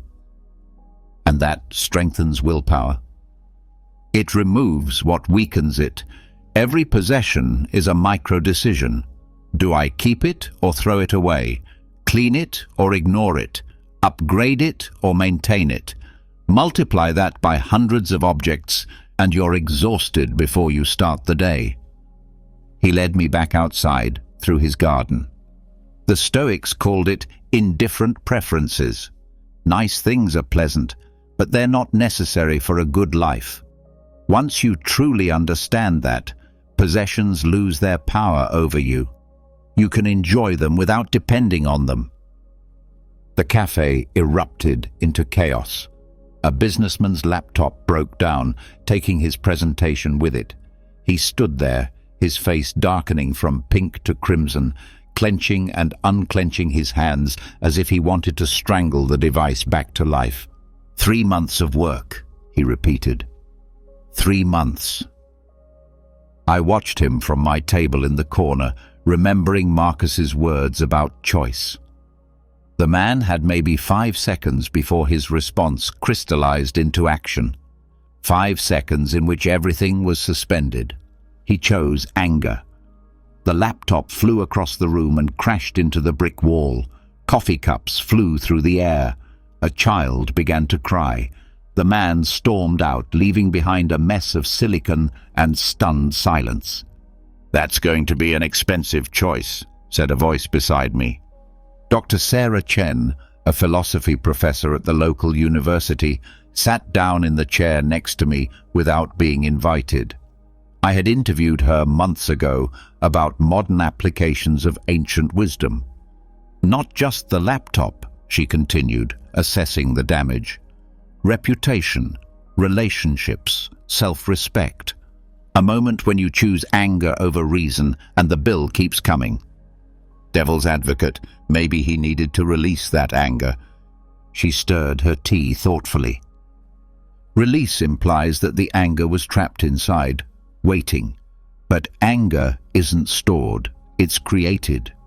In that interval between the laptop breaking and the laptop being thrown, he built up that anger, choice after choice. First, the interpretation. This is a disaster. Then the blame. This shouldn't have happened. Then the justification.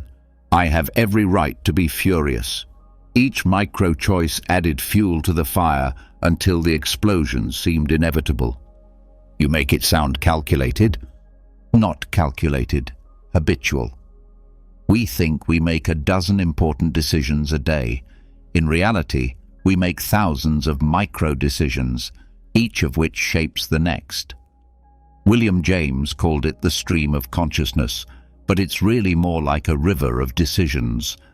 Every thought we pursue or abandon, every emotion we feed or deprive, is a decision. He pulled out a worn notebook, its pages filled with observations. I've been keeping track. Yesterday, at 7:15 in the morning, the alarm went off. Decision number 1, hit snooze or get up. I get up. Decision number 2, check my phone immediately or wait until I finish my coffee. I wait. Decision number 3, coffee with sugar or black. Black, a small decision, but I choose delayed gratification over immediate pleasure. By 7:20, I've made 15 conscious decisions. Each one is small, but they set the course for the day. It's exhausting to keep track of everything. That's the thing. Most decisions are made unconsciously. We run on autopilot and then wonder why we ended up somewhere we didn't want to be. The Stoics understood this. They made the unconscious conscious and the automatic deliberate. A waitress approached to clean up the remains of the laptop, moving carefully around the sharp edges. "Look at her," Sarah whispered. "See how she chooses her response?" The waitress worked methodically, unhurried, not getting upset about the extra work. When she found an intact memory card among the debris, she carefully tucked it into her pocket. She could choose resentment, Sarah observed.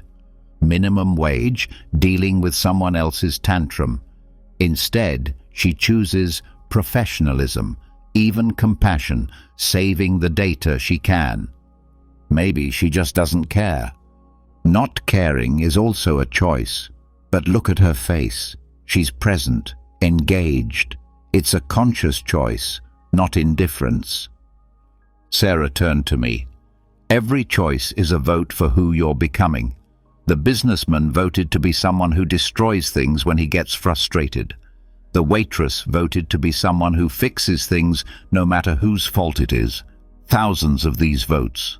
And in the end, the election is decided. You become what you consistently choose. But some choices matter more than others. Yes and no.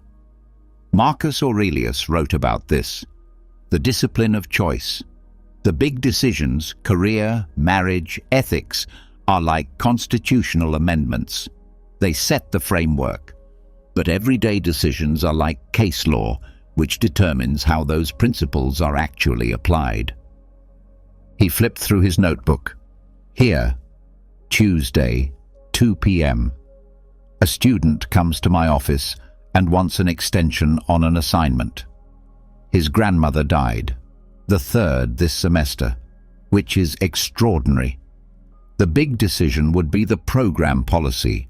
No extensions are granted. But in the moment, I have to make micro decisions. Do I choose cynicism or the benefit of the doubt? Do I choose rigid rules or flexible principles? I gave him 3 days and told him to bring the obituary. It turned out that the grandmother was real. My decision to trust, even skeptically, meant that he didn't have to go through grief and panic at the same time. What if he had lied? Then my decision would still be mine. His deception would not make my compassion retroactively wrong. This is what the Stoics understood by discipline of choice. You choose based on your values, not on outcomes you cannot control. The businessman returned, embarrassed, looking at the floor where his laptop had fallen. "The memory card," said the waiter simply, handing it to him. His face broke into a look of relief. "The presentation? Inauthentic." The next decision hung in the air. He could minimize the moment, a quick thank you and run away, or he could own it completely. "I'm sorry," he said firmly. "That was unforgivable. How much do I owe you for the damage?" "It happens more than you think," replied the waiter. "We have a graveyard of laptops in the back." He took out his wallet and left what looked like $100 tip. "Second chances," Sarah muttered as he walked away. He made a better choice the second time around. Sarah's eyes followed the businessman to the door and then returned to me with an intensity that made me shift in my chair. "That tip, what did you think of it?" "Generous, trying to make up for the damage. Or trying to buy absolution, money as moral currency." She tapped her notebook. "This is where most people get Stoicism wrong. They think it's about controlling your emotions, developing willpower, becoming mentally strong. But that's like saying boxing is about having strong fists. You don't understand anything." "And what is it?" "Virtue. Everything else, willpower, discipline, emotional control, are just tools. Virtue is the only true good." I must have looked skeptical because she laughed, but not maliciously. "I know how it sounds. My students look at me the same way when I tell them their grades don't really matter. But think about it. That businessman has willpower. He runs a company, gets up at 5 a.m. to go to the gym, never misses a deadline. Yet he smashed his laptop like a little kid. Why? Because his willpower serves the wrong master." The cafe had filled up with people coming in for lunch. A mother was struggling with a stroller at the entrance while juggling a crying baby. Without a word, two strangers stood up.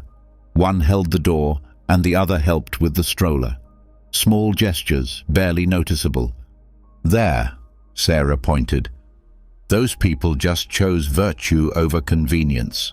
No reward, no recognition. The mother won't remember their faces.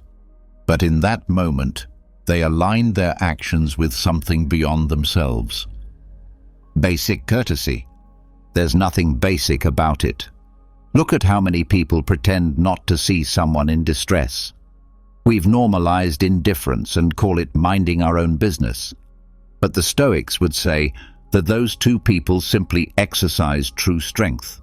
They chose justice and compassion when selfishness would have been easier." He pulled out a battered copy of Marcus Aurelius, its margins black with notes. "Listen to this. Just do the right thing. The rest doesn't matter. Not do the right thing when it suits you, or when you're being watched, or when you get credit for it. Just do it. Period." Sounds exhausting. Quite the opposite, actually.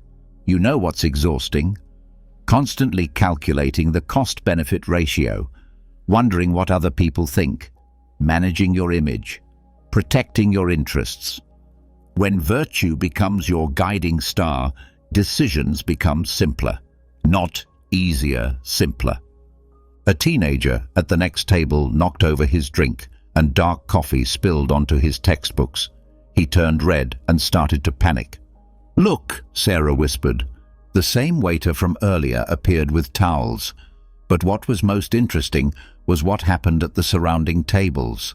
A girl offered him the hairdryer from her purse. An older man shared his table and helped spread out the wet pages to dry. The businessman from earlier, who had returned because he had forgotten his phone, lent the boy his tablet so he could continue studying. "Virtue is contagious," Sarah observed. One person acts virtuously, and that gives others permission to do the same.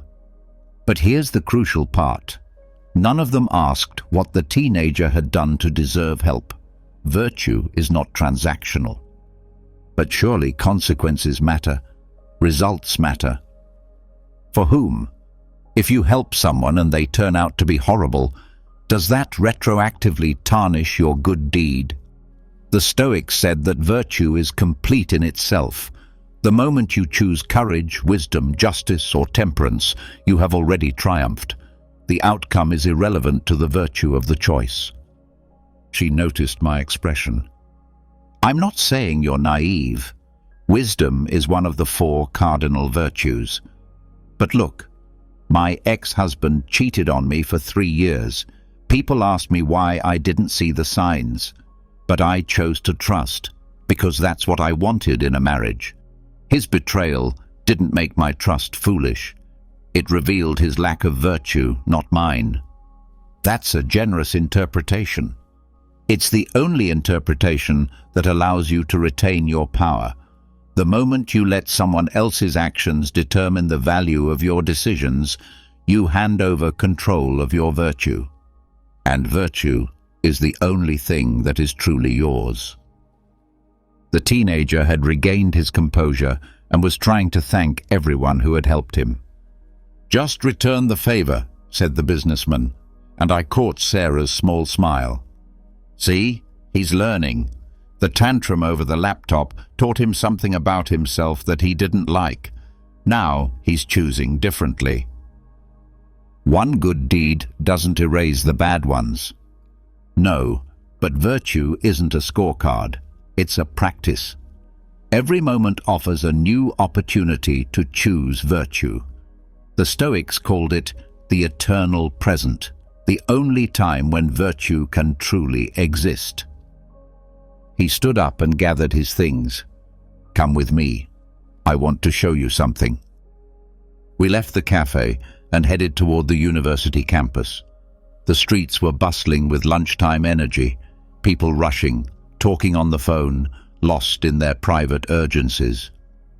"Count the options," Sarah said. "That man, crossing recklessly, choosing convenience over the law. That woman, helping tourists with directions, choosing kindness over efficiency. Every interaction, every decision is a vote for virtue or its absence." We passed a homeless veteran holding a sign explaining his situation.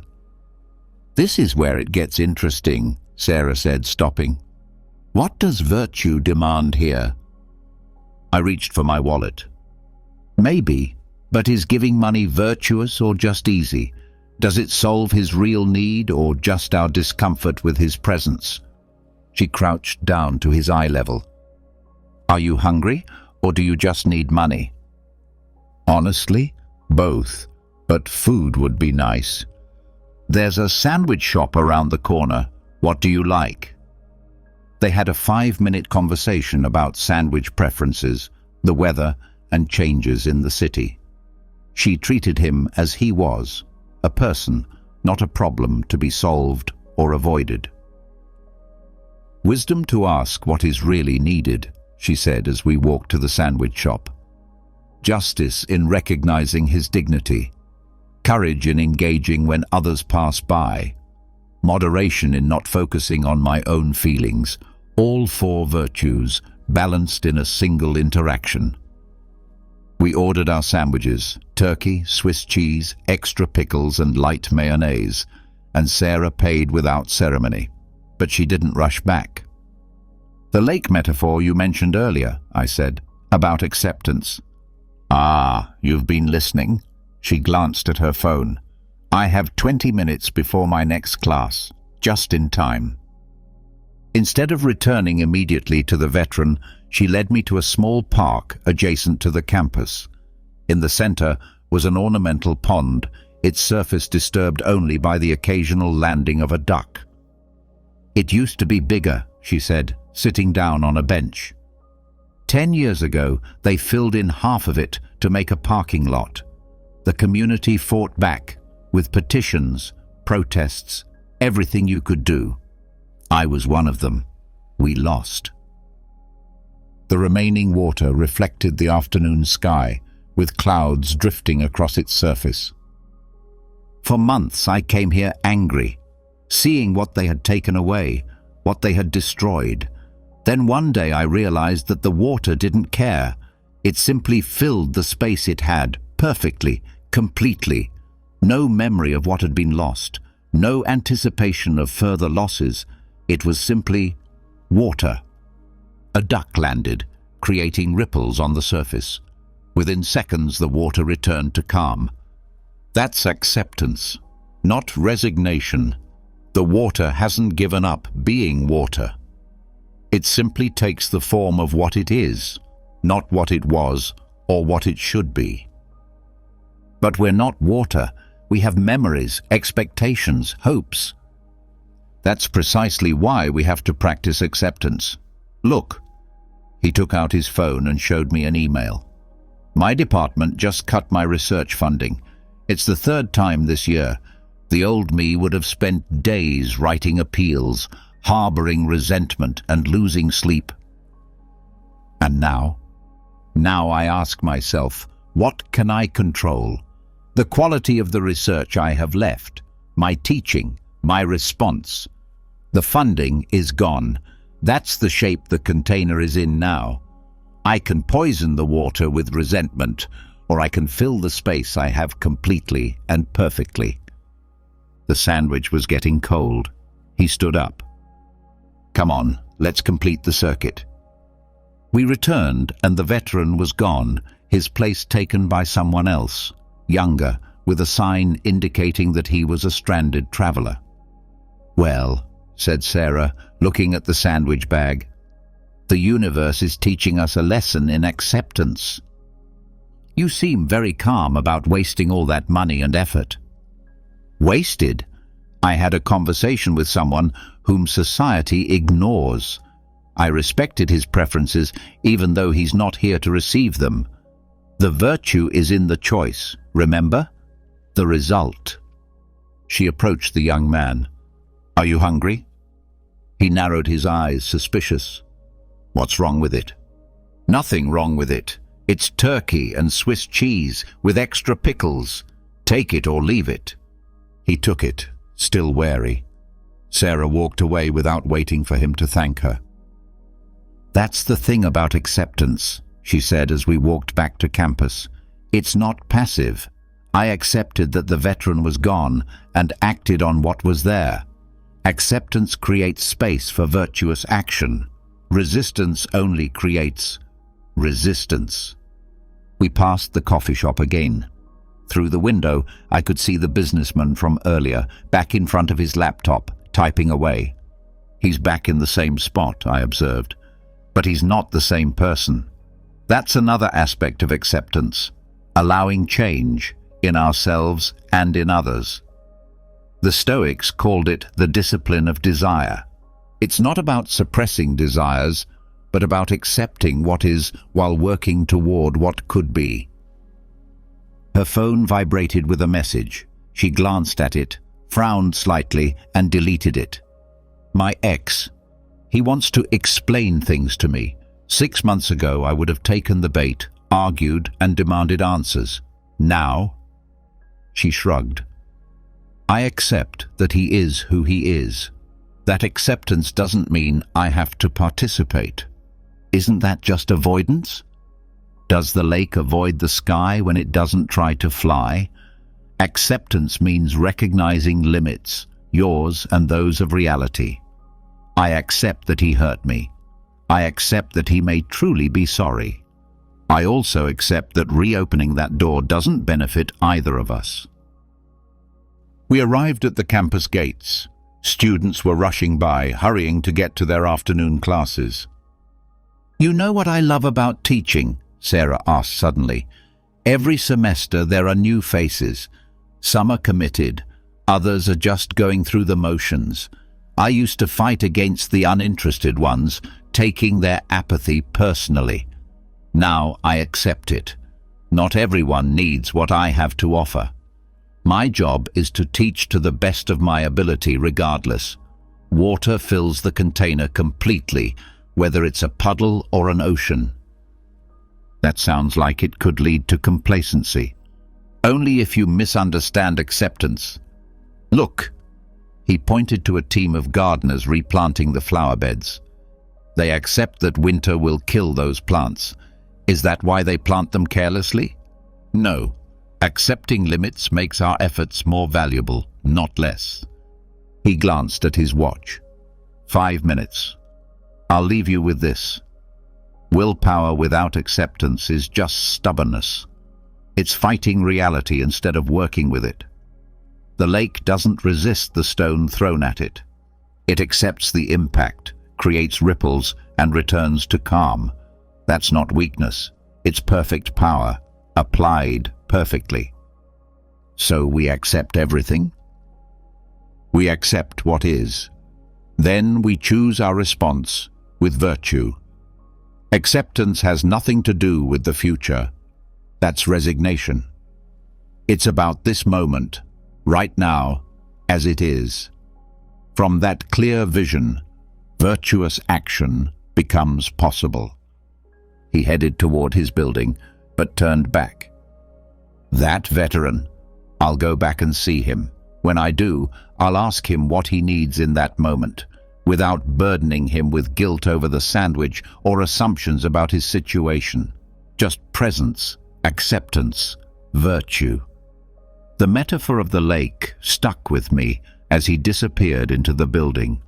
No forcing, no striving, just filling the available space with a complete presence. Acceptance as the basis for virtuous action, not its opposite. 3 weeks after my conversation with Sarah, I found myself stuck in the old elevator in the university library, between the 3rd and 4th floors. The emergency button produced nothing but a recorded message about the high volume of calls. My phone had no signal. The fluorescent light flickered intermittently. After 20 minutes, panic gave way to a strange calm. Sarah's words about acceptance echoed in my head, but this was different. This was waiting. This was endurance. When maintenance finally freed me 40 minutes later, I stepped out and found Professor Chen from the philosophy department standing there, looking amused. "Ah, our elevator has claimed another victim," he said in his soft accent. "I was stuck in it last month. 2 hours." 2 hours? How did you not go crazy? Come on. He motioned for me to follow him to his office. "I'll make some tea and tell you about rivers." His office was austere compared to most of the professors. A desk, 2 chairs and a few books. A single piece of calligraphy hung on the wall. "Do you know Sarah Winters?" he asked me as he prepared an electric kettle. "We've spoken. She's a good teacher, although very American in her Stoicism, all action and acceptance. She sometimes forgets wu-wei, not doing, or, better translated, patience as power." He poured hot water over the loose tea leaves and leaned back in his chair while they steeped. "You're watching me fidget," I observed. "I'm watching you want the tea to be ready, but the leaves need time. Your desire doesn't speed up the process. It just adds suffering to the wait. So patience is simply suffering less while you wait." "No." She lifted the strainer and examined the color. It wasn't ready.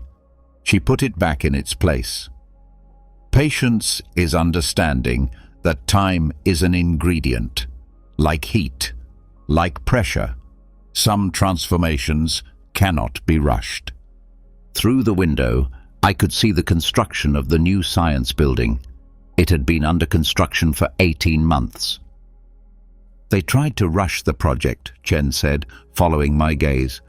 "They hired more staff, worked longer hours. You know what happened? The foundations cracked. They had to tear it down and start over. Now they work with the seasons, with the curing time of concrete. Patience isn't slower, impatience is." The tea was ready. He poured 2 cups. "In the elevator, after the panic, what did you feel?" "Frustration. Then, nothing. Just waiting." Just waiting isn't patience. That's resignation. Patience is active. It's the river that knows it will reach the sea without needing to go around every rock. The tea was too hot. I put it down on the table. "You want to drink, but you wait. That's smart. But are you just waiting, or are you preparing yourself? smelling the aroma, feeling the heat through the cup, anticipating the taste. That's the difference. Patience cultivates preparation. A student knocked on the door. Chen motioned to me with her finger and then shouted, "Office hours are posted, Lin."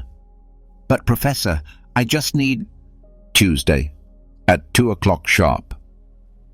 The footsteps receded. Chen smiled slightly. "Cruel?" she asked. "Or teaching? If I see her now, she'll learn that impatience works. On Tuesday she'll come prepared, with her questions organized. Her impatience would waste both our time. My patience creates value. But what if it's urgent? Then I would say so. Urgency announces itself. Impatience whispers constantly." My tea had cooled enough. The first sip revealed a complexity I would have missed if I had drunk it hot. "I study rivers," Chen said unexpectedly. "Not professionally, as meditation. The Yellow River carved the Grand Canyon over millions of years. Patient work. But the Colorado River also floods violently when the snow melts too quickly. Impatient water destroys. Patient water creates wonders." "Are you saying we should be more like water?" "I'm saying that water teaches. Look." He took out his phone and showed me a video, a time-lapse of a stream through the seasons. Spring, rushing with the thaw. Summer, steady flow. Fall, slower, deeper. Winter, some parts freeze, others flow under the ice. The river never stops being a river, but it knows when to run, when to gather, when to wait. So patience changes depending on the circumstances. Patience responds to reality. Your elevator, there's nothing to do but wait. But imagine you're stuck while your son is in surgery. Same elevator, but different patience is required. One is enduring discomfort. The other is enduring necessary suffering. Both require strength, but of a different kind. He took out a chess set and began placing the pieces. "Do you play?" "Barely." "Perfect. Make a move." I pushed a pawn forward. He studied the board for a full minute before responding. "Another pawn." "Your turn." I moved quickly. He waited the same amount of time again. "You take the same amount of time regardless of the complexity," I observed. "I'm teaching my mind that patience is a discipline, not a reaction. Simple moves deserve consideration. Complex moves deserve patience. Rushing through the simple ones leads to overlooking things. Overthinking the complex ones leads to paralysis." We played in silence for several moves. I realized that I was slowing down the game, not out of strategy, but out of something else, a sense of the rhythm of the game. "There you go," Chen said. "You feel it. Patience isn't about time. It's about presence. You're not waiting for your turn, you're participating in the unfolding of the game." He made a castling move I hadn't seen coming. "You could have done that 4 moves ago," he said, "but then your pieces weren't in a position to learn from it. Patience isn't just being prepared, it's being prepared for the moment." Through the window, workers were leaving the construction site. Time to go home. "They'll be back tomorrow," Chen observed. "A patient job, every beam, every rivet, with a deadline but no rush. The building rises at the pace of physics, not desire." The chess game ended as expected, with Chen winning, but something lingered in my mind as I left his office. That weekend, I began to notice patience everywhere, or rather, its absence. Saturday morning. The line at the coffee shop stretched to the door. The woman in front of me checked her phone every 10 seconds, shifting her weight from one foot to the other, and sighing. When it was her turn, she still hadn't decided what to order. What's good here?" The barista's smile tightened. Behind us, collective frustration spread through the line. I thought of Chen's chess moves. Each customer was a turn, the line a slow game. I stopped looking at the time and started observing. The barista's expert movements, the steam coming out of the espresso machine, a child at a corner table coloring carefully inside the lines. My turn came. I ordered, paid, and waited at the counter. The woman from before was next to me, still agitated. "They take forever," she muttered. "It's a busy morning." "I have yoga in 20 minutes. I had spent 15 minutes in line for a coffee before going to yoga, a class that I assumed would be about mindfulness. The irony wasn't lost on me, but I kept quiet. My name was called. As I left, I heard her complain that the foam design was taking too long. At the grocery store, I deliberately chose the longest line to pay. It was an experiment. The elderly man at the register counted out the exact change, dropping coins and apologizing repeatedly. The woman behind me placed the divider bar with unnecessary force, in a passive-aggressive manner. I helped the man pick up his coins. "No rush," I said, and I meant it. He smiled. "My fingers aren't what they used to be." "Neither are mine, from all the typing." We shared a moment of connection that wouldn't have happened if he had paid faster. The woman behind me exhaled sharply. I turned around. "It's a beautiful day," I said. She blinked, surprised. "Yes. Yes, it is." Her shoulders relaxed slightly. The tension didn't disappear, but it lessened. When it was my turn, the cashier seemed relieved. "Thank you," she said quietly. "He comes every Saturday. He's a lovely man, but people get nasty. Patience doesn't cost anything, but it costs time." Time was going to pass anyway. She pondered this as she scanned my items. On Sunday, I got a flat tire.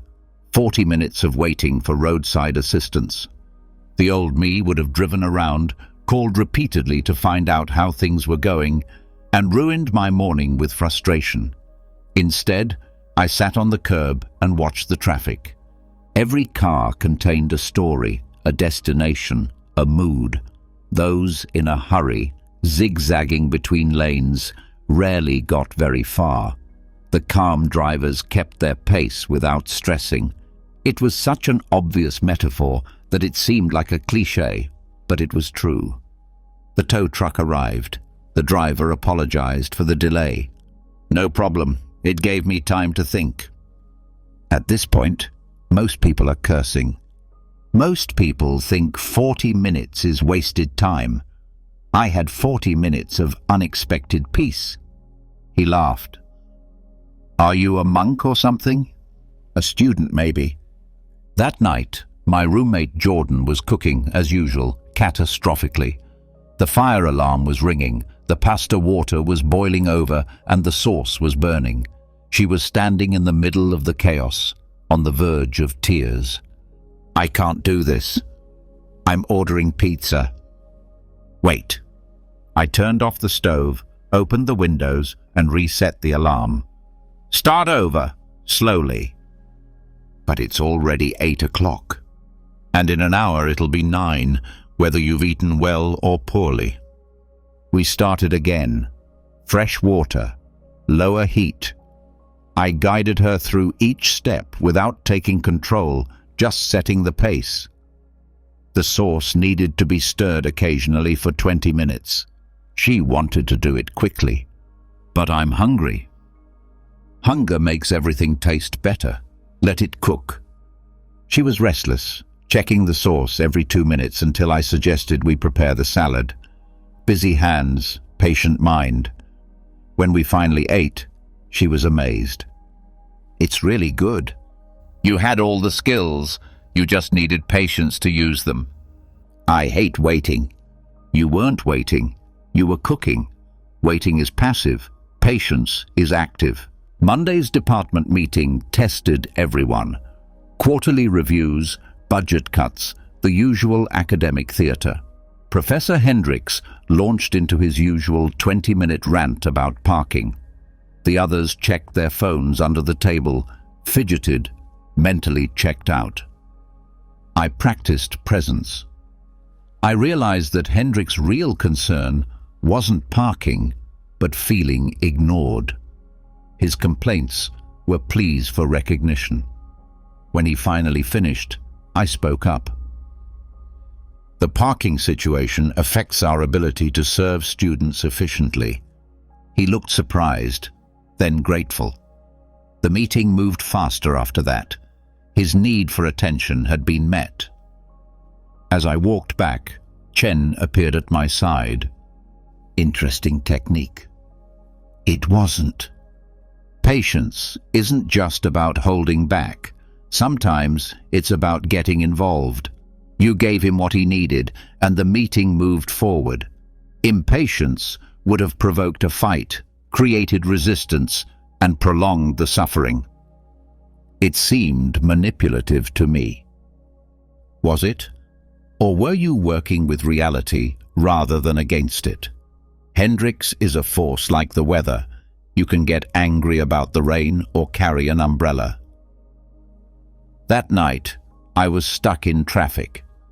Construction had reduced 3 lanes to 1. Horns were honking. Drivers were gesticulating. The radio reported a 15-minute delay. 15 minutes. Nothing in the grand scheme of things. Yet, all around me, people were acting as if they had been robbed. I turned off the radio, rolled down the windows, and listened to the city. Fragments of music from other cars, conversations on the sidewalks, a crow on a lamppost, unperturbed by our human urgency. The traffic moved when it moved. I arrived when I arrived. The meeting I was heading to started without me, and the world didn't end. "Sorry," I said, taking a seat. "Traffic?"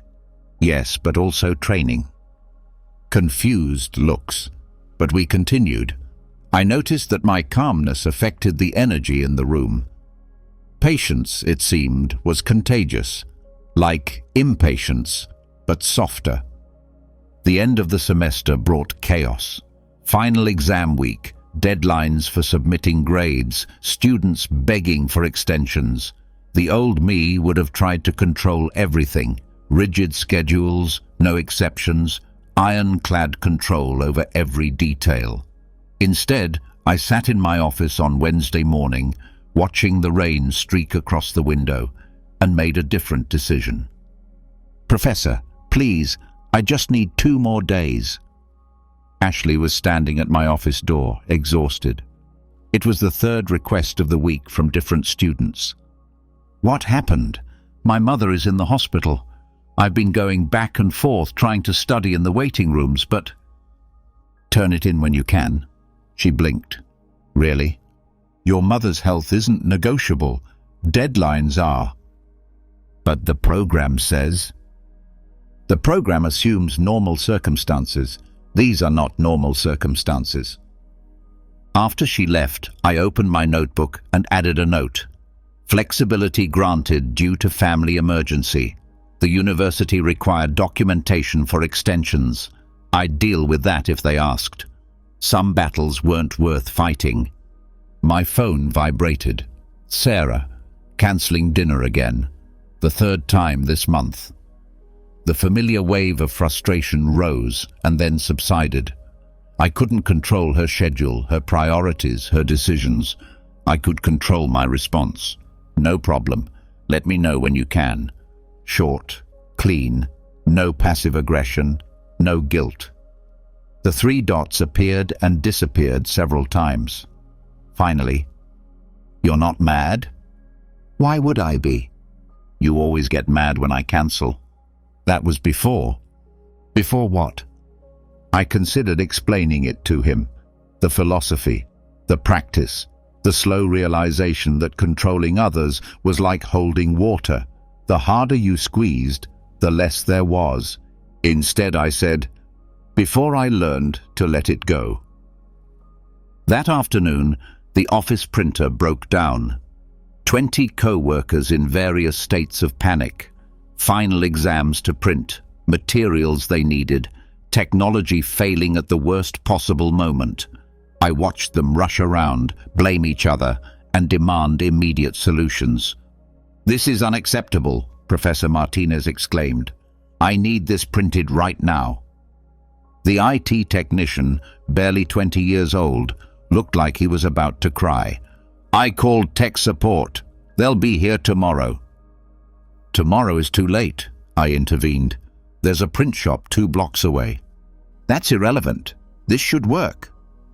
"Should is irrelevant. It doesn't work." Martinez directed his anger at me. "That's easy for you to say. You've probably already printed everything." "No, but I'll go to the print shop instead of arguing with reality." The walk was pleasant. The air was fresh and the windows were decorated with Christmas motifs. The owner of the print shop, Mr. Kim, recognized me. "Has the university printer broken down again?" "Every year, like clockwork." "Good for my business." He served me efficiently. "You're very calm for exam week." "Panic won't fix the printer." Most of your classmates don't share that philosophy. 3 professors came in this morning and they were all acting like it was the end of the world. Maybe for them it is. Back at the office, I ran into Chen at the door. "I hear you're handing out extensions freely." "When it's justified." "The administration won't like that." "The administration doesn't teach these students." He studied me. "You've changed." "Really? Or is it just that I've stopped trying to control everything?" "Isn't that the same thing?" Thursday brought a snowstorm. The university delayed opening but didn't cancel. Half my morning class was absent.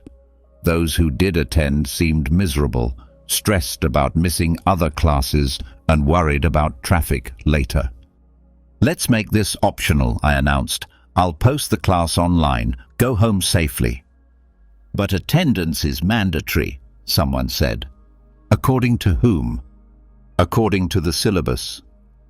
Which I wrote, and now I'm revising. They left, grateful. I recorded the class in an empty, eerily quiet room. Talking to imaginary students seemed more honest than forcing those who had to be elsewhere to attend.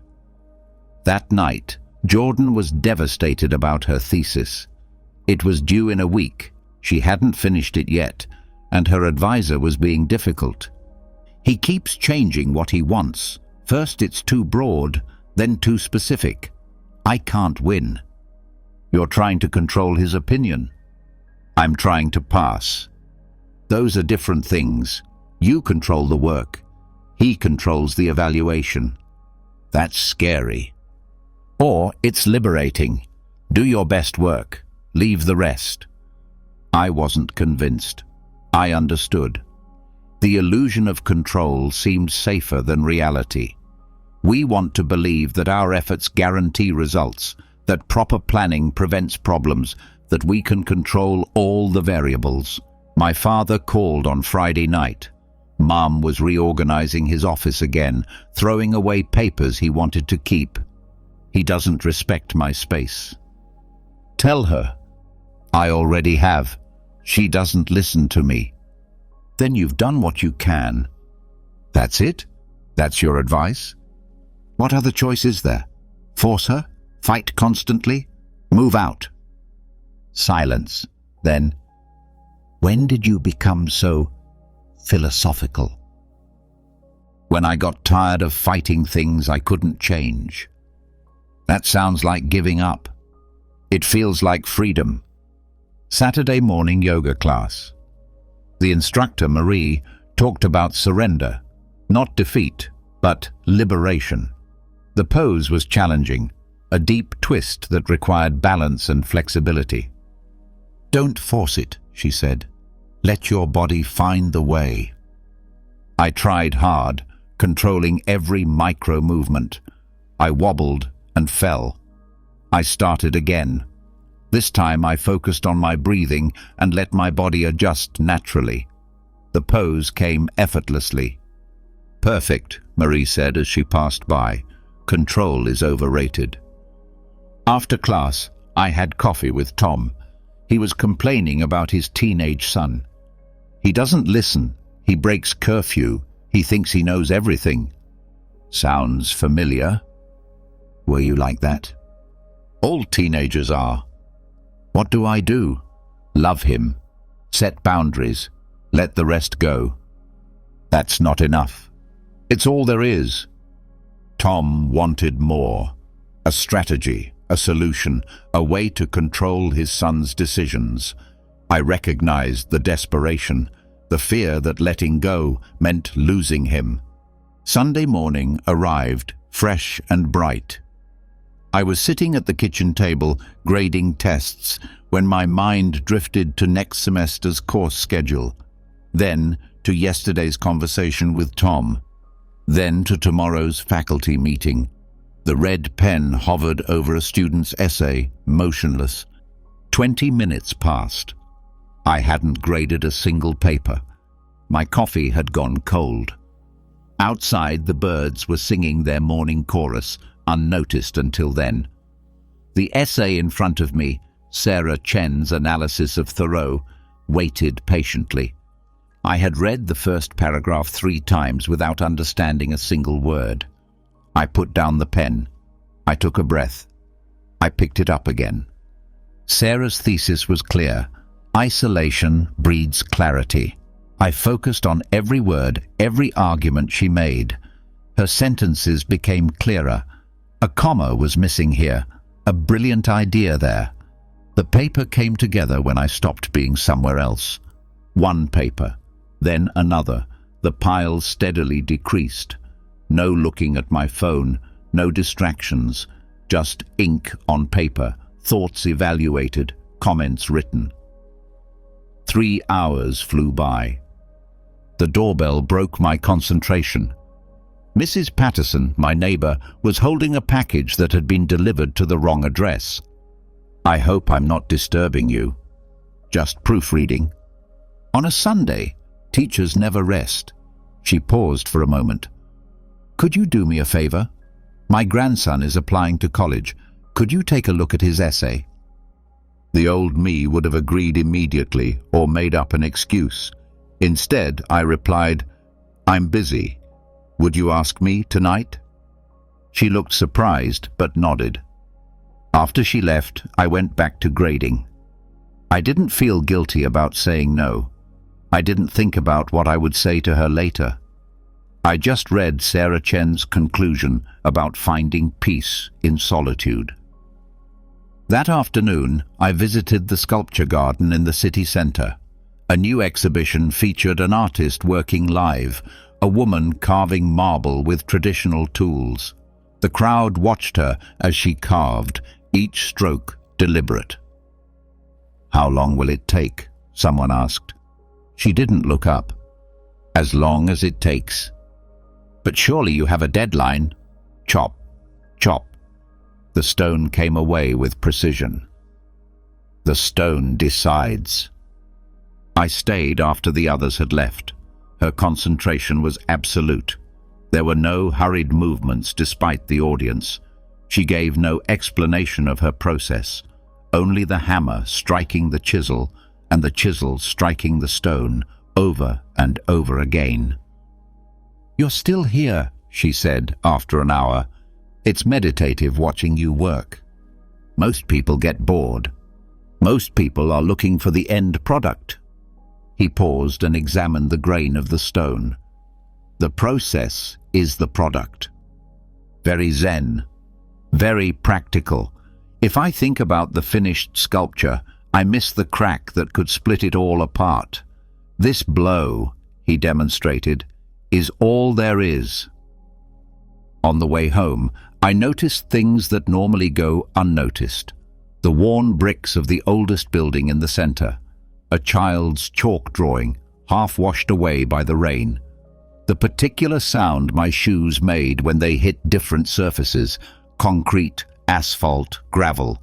My phone vibrated repeatedly. I didn't answer it. At home, 5 messages were waiting for me. Tom wanted to continue our conversation. A co-worker asked me about tomorrow's meeting. My mother asked me about plans for Christmas. Everyone was pulling me toward past or future concerns. Instead, I made dinner. Cutting the vegetables became an exercise in presence, the weight of the knife, the resistance of the onion, and then its surrender, the sizzle of the ingredients as they came into contact with the hot oil. I didn't plan the week's menu. I didn't replay the morning's conversations. I just cooked. The food tasted different when you paid attention to it. The flavors, which normally blurred together due to distraction, were clearly distinguishable. In the evening, Mrs. Patterson returned. I read her grandson's essay at my front door, completely focused on her words.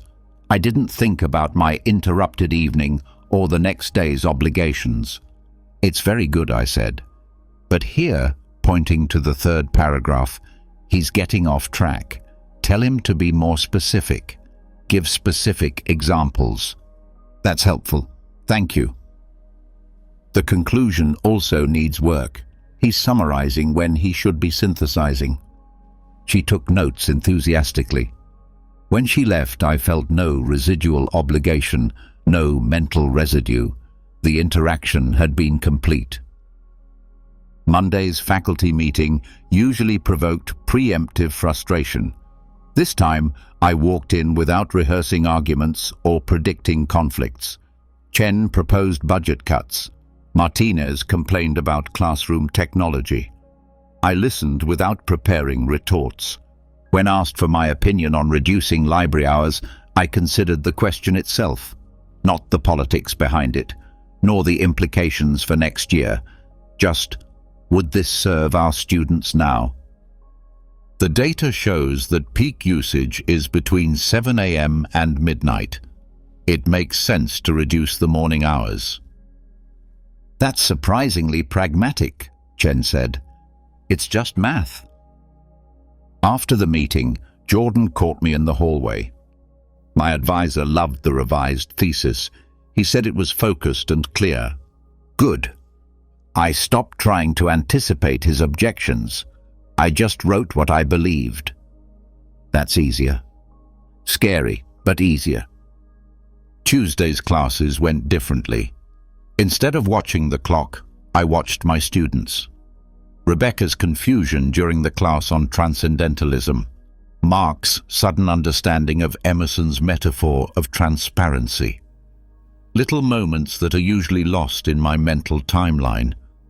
During office hours, a student was crying because she had failed another class. It wasn't mine. It was organic chemistry. She wanted to quit medical school.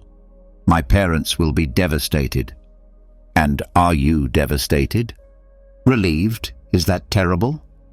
It's honest. But I've wasted 3 years. Really? Or have you learned what you don't want? She thought about it. I never looked at it that way. It's hard to think clearly when you're living with your parents' future disappointment. Wednesday highlighted the stone carver's observation. Teaching became carving. Each question was a chisel stroke. Each discussion revealed a vein. There was no rush to finish the semester. No need to obsess over past failures. Just this concept, this student, this moment of potential understanding. The present moment was not peaceful. It was full, dense with real experiences rather than mental noise. Thursday's mail brought the letter I had been dreading. The University Budget Committee had eliminated my research grant, 3 years of work on the paradox of consciousness without funding. The polite language could not hide the message. My work was not valuable enough. I sat with the letter, feeling the initial sting. Then I remembered something Marcus Aurelius wrote during the Antonine Plague, when death surrounded him daily.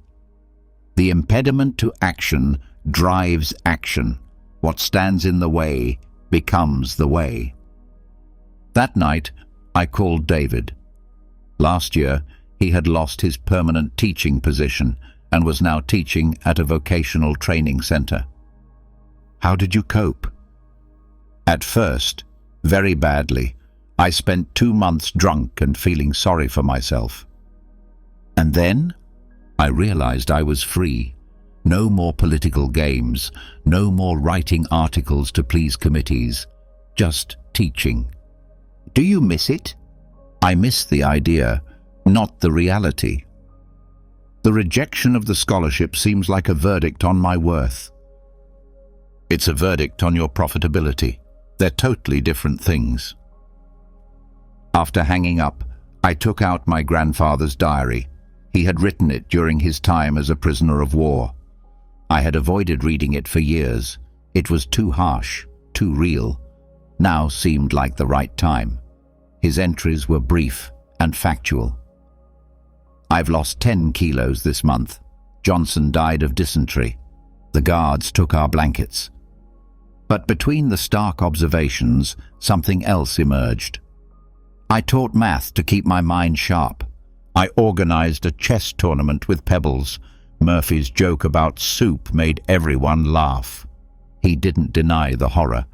He found a way to act within it. Friday brought another test. Rebecca, my brightest student, plagiarized her final paper. The evidence was irrefutable. Entire paragraphs copied from an obscure philosophy blog. I panicked, she told me in my office. I had to turn everything in at once. My mother is sick. I just couldn't think. The protocol was clear. Report it. Automatic failure. Possible expulsion. What would you do in my place? She looked at me in surprise. I'd follow the rules? Really? Or would you think about what the rules are trying to teach you? That cheating has consequences. What else? She thought about it. That integrity is more important than grades. Do you believe that? I want to believe it. Then let's start there. You'll rewrite the paper. For now, you'll leave it incomplete. And you'll give a presentation to the class on academic integrity, why it's important, why you violated it, and what you learned. That's humiliating. It's responsibility. She left shaken but not defeated. Adversity would teach her what comfort couldn't. Saturday's workshop at the community center focused on resilience. Tom had asked me to talk about Stoic principles to people facing unemployment. Has anyone here chosen to lose their job? I asked. No one raised their hand, but you are all choosing how to respond. That's where your power lies. A woman interrupted me. That's easy to say when you have a job. I lost my research funding this week. It's different, but the principle is the same. So we're all screwed. We all face obstacles. The question is, do we let them define us or refine us? A man named Carlos spoke up. I've worked on the plant floor for 18 years. This isn't refinement, it's destruction. Of what? Of my life. Of my identity. Were you just a plant worker? He bristled. I was good at what I did. Sure, but was that all you were? I was the breadwinner for my family. In the past tense, he paused. I'm still a father, a husband. What else? I coach a little league baseball team. I fix my neighbor's cars. The plant closure destroyed one function. The others are still there, and there are new ones to discover. You make it sound so easy. I make it seem possible. There's a difference. After the workshop, Carlos stayed behind. My grandfather survived the Great Depression. He never complained, never made excuses. He just worked. That's a different kind of strength. Is it? He faced what came his way. He didn't waste energy on self-pity. Sounds stoic to me. Sunday dinner with my mother revealed another lesson. She had been diagnosed with arthritis. Her hands, those skilled instruments that had played the piano professionally, were now betraying her. The doctor says it will get worse. How are you coping? I'm learning to play differently. Simpler pieces. I focus on phrasing rather than technique. Isn't that frustrating? Everything frustrates me, but frustration is like time. It passes. Very philosophical, very practical. I can mourn what I've lost or explore what I have left. He played a simple Bach invention, each note deliberate, meditative. Arthritis had robbed him of speed, but it had revealed something else. A meditation in every phrase, a weight in every silence. That's beautiful, I said. It's different. Different can be beautiful. In Monday's class, we talked about Epictetus, the slave philosopher. I had taught him before, but never with this week's perspective fresh in my mind. He was born into slavery, I explained. His master deliberately broke his leg. He was denied all external freedom, yet he became one of the great teachers of philosophy. How? Mark raised his hand. He couldn't control his circumstances, but he could control his response to them. Rebecca, present despite her absence, added quietly, he turned limitation into philosophy. Exactly. His adversity was not in spite of his teaching, but essential to it.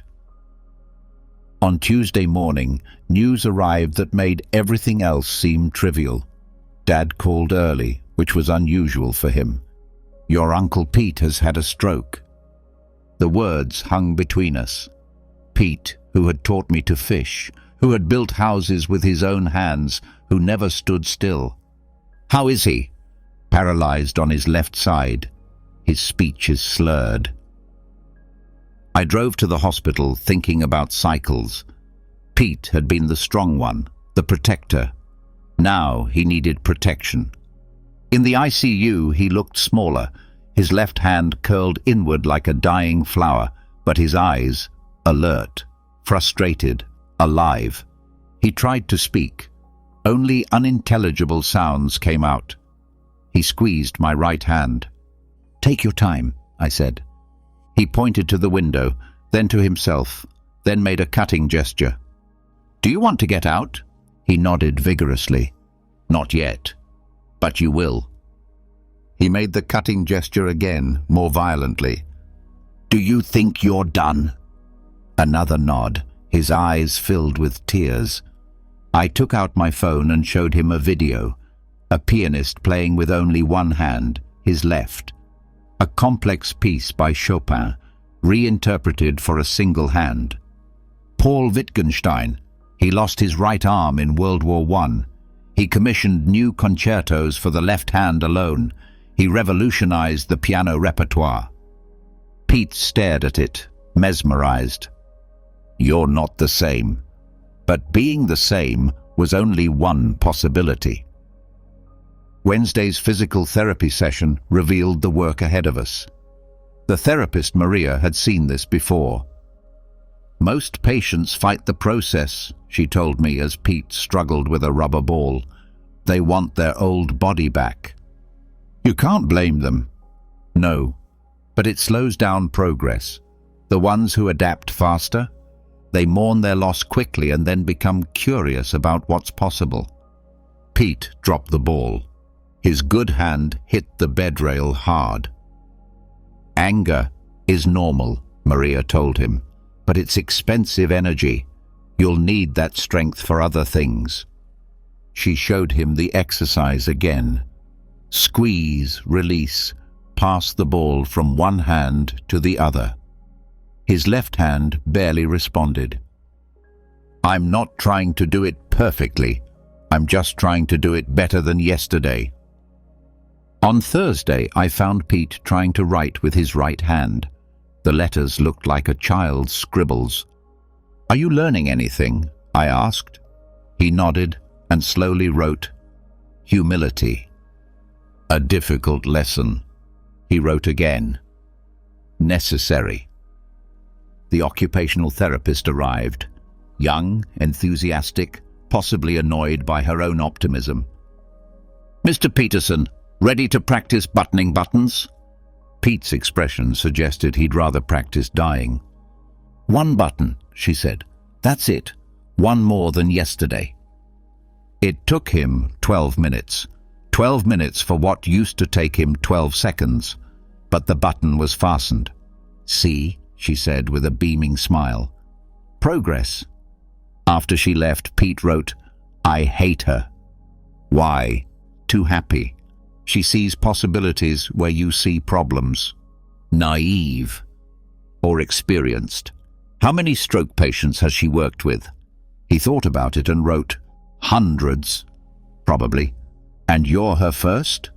A slight smile. The first he'd seen. Friday's philosophy class was about failure. I had changed my lesson plan after the events of the week. Raise your hand if you've ever failed at something important. All hands went up. Keep them up if that failure taught you something useful. Most kept their hands up. Now keep them up if you would choose to experience that failure again, knowing what it taught you. All hands went down. Rebecca was the first to speak. That's the paradox, isn't it? We learn from failure, but we never want to repeat it. Yet we will fail again, in different ways but following the same process. Mark added, "So willpower isn't about avoiding failure. It's about metabolizing it, turning it from poison into medicine." Sounds like alchemy. Sounds like life. After class, Rebecca stayed behind. "I've been thinking about what you said, that adversity teaches what comfort can't. And my comfortable life made cheating seem reasonable, just another optimization strategy. What does discomfort teach? That shortcuts usually backfire." On Saturday, Pete had visitors. His construction crew, rough men who looked out of place in the hospital hallways. "Boss," Tony said, "we finished the Mitchell house. We followed your plans." Pete's eyes widened. He wrote, "Problems?" "Lots of them. The foundation was wrong. We had to adjust everything." Pete was discouraged. "But we fixed it, like you taught us. Every problem has a solution. Sometimes it's not the one you planned." They spent an hour talking about work. Pete couldn't respond verbally, but his eyes remained attentive. Even his left hand moved when they talked about load-bearing walls. After they left, he wrote, "Keep building. Through them." It's not the same. No, but maybe that's evolution, not the end. On Sunday, Maria offered an unexpected philosophical reflection during therapy. "You know what I've learned here," she said as Pete worked out on the parallel bars. "Everyone thinks strength means never falling down. But look." Pete's left leg buckled. He caught himself with his right arm. "That's strength. It's not falling. It's holding on. It's getting up." "Very stoic," I said. "Very practical. Life knocks everyone down. The question is what you do while you're down." Pete managed 3 complete swings on the bars. Last week he couldn't even stand up. That afternoon, I sat with him as the sun went down. "Remember when you taught me how to build houses?" I asked. He nodded. "You said the foundation takes the longest, but it's the most important part." He wrote, "Still true. Now you're building a new foundation. I hate it, but you're doing it anyway. I have no choice. There's always a choice. You could give up." He thought about it for a long time, then wrote, "That's not a choice. That's giving up." What's the difference? Choice builds. Giving up stops you. Monday morning, discharge planning. Pete would need months of outpatient therapy. Pete didn't like the psychiatrist's office. Too soft, too careful, with its pastel walls and inspirational posters. He sat stiffly in his wheelchair as Dr. Brennan explained post-ictal depression to him. "It's not weakness," she said. "Your brain has been through trauma. The chemistry has changed." Pete wrote, "I am not depressed. Anger is often depression dressed up in work clothes." That hit him. Pete clenched his jaw. "Think of your mind as a fortress," she continued. "The stroke broke down the walls. Now you're rebuilding while under siege." I appreciated the metaphor more than Pete did. He had spent 40 years building real walls. "Medication can help stabilize the foundation while you rebuild," Dr. Brennan suggested. "No pills." "It's your choice. But think about it. Would you build a house during an earthquake?" After the session, Pete was quiet. We sat in the hospital courtyard and watched the workers renovate the east wing. "See that?" I asked, pointing to the scaffolding. "That's temporary support while they rebuild." "It's different." "How?" He struggled to write. "They know what they're building. You've been at this for 3 weeks. They planned it for months." A worker dropped a beam. The crash echoed across the courtyard. Pete flinched, his whole body reacting to a sound that had previously meant nothing to him. "Your nervous system is rebuilding itself," I told him. "Every reaction is information." On Tuesday, group therapy arrived. Pete resisted, but hospital protocol required participation. The facilitator, an older woman named Dorothy, who had survived a stroke, didn't coddle him. "All of us here have lost something," she began. "Gary lost his speech. Amanda lost her left side. Pete lost his left side and his speech. I lost my memory. I still don't remember my daughter's wedding. But we're here. That's something." Gary typed on his communication device. "Being here is not living." "No, your heart is beating. Your mind is working. You're communicating. What is your definition of living?" Amanda interjected. "Without independence, it's existing." "Independence," Dorothy mused. "An interesting word. Were you independent before?" "Of course." "Really? Did you grow your own food? Did you build your own house? Did you cure your own illnesses?" Silence. "We all depend on something. The stroke just made it visible." Pete wrote something down and showed it to me first. "I've always needed other people. I just pretended I didn't." "Share it," I encouraged him. He held up his board. The group leaned in to read it. "That's the first honest thing that's been said here today," Dorothy replied.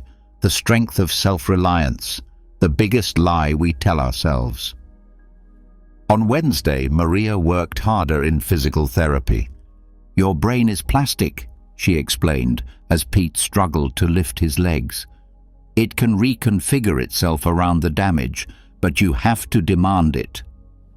"Like concrete," I suggested. "It needs pressure to heal properly." Pete nodded and failed again to lift his legs. "Failure is pressure," Maria said. "Every attempt creates new connections."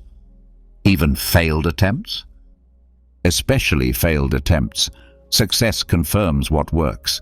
Failure forces adaptation." Pete managed to lift his leg halfway up, his face contorted with the effort. "That grimace, that's rebuilding. Every difficult repetition is like laying a brick." Thursday's occupational therapy introduced something new, basic cooking skills. The therapist had Pete try to make scrambled eggs with one hand.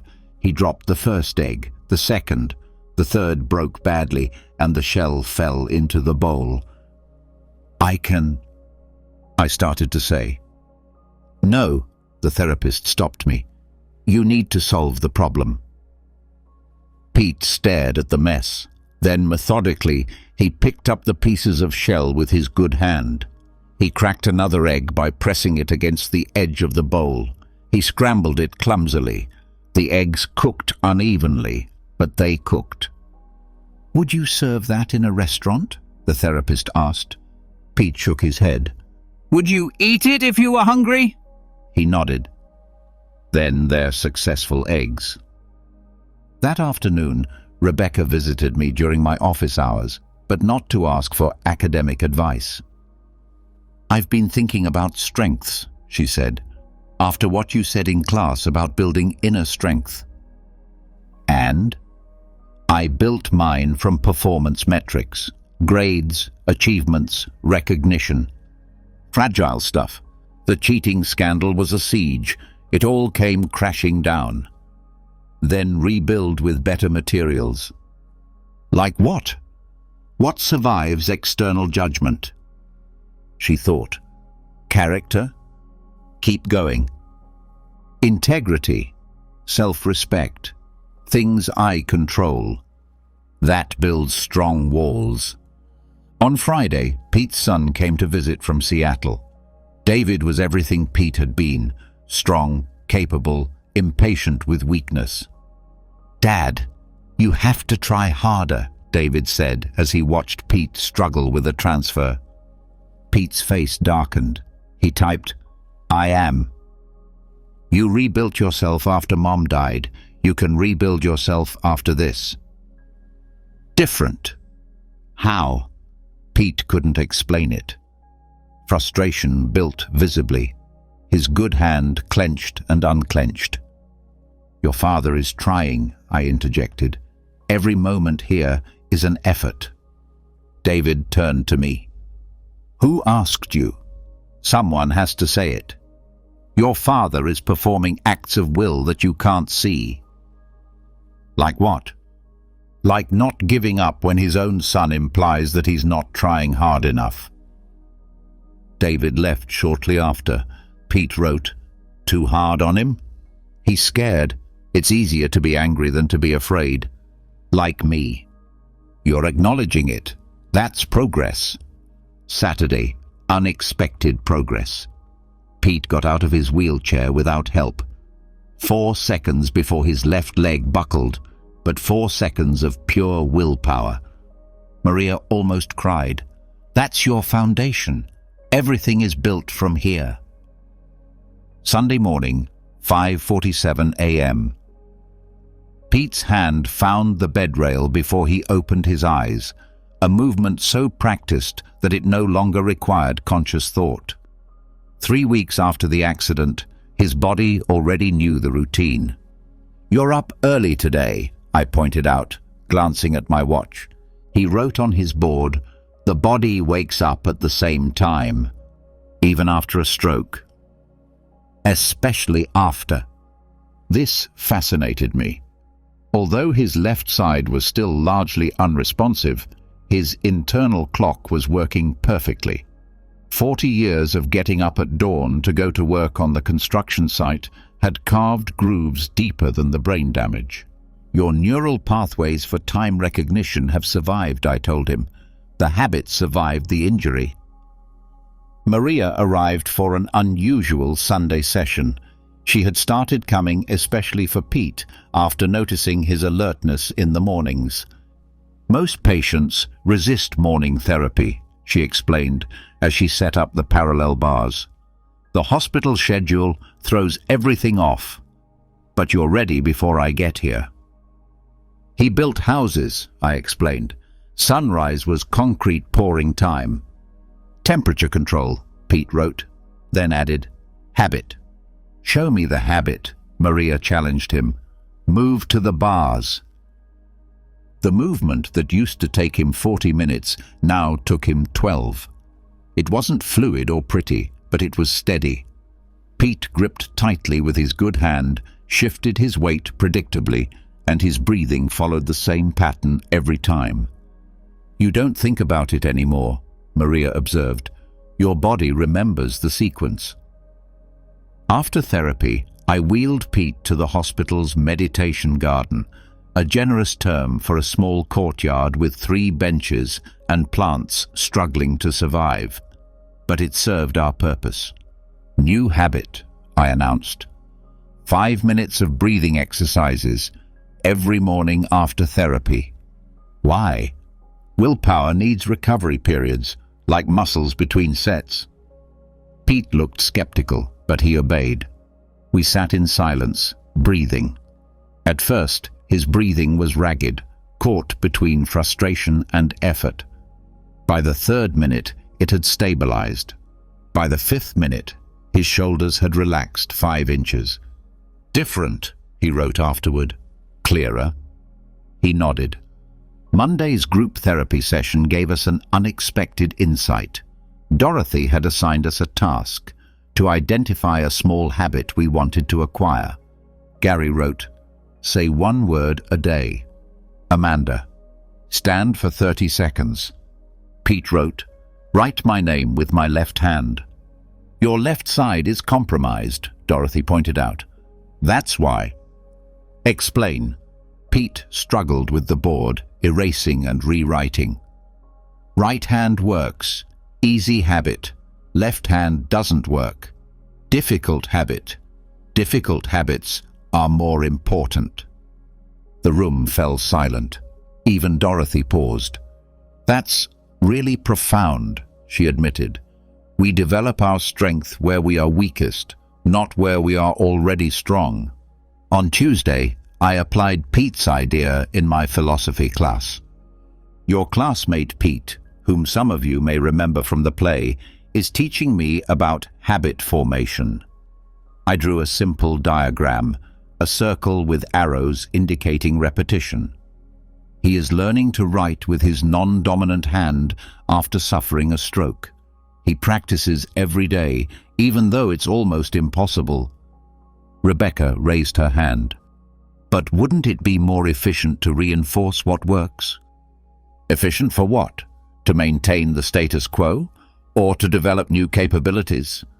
Marcus chimed in. "I started getting up at 5 a.m. to study.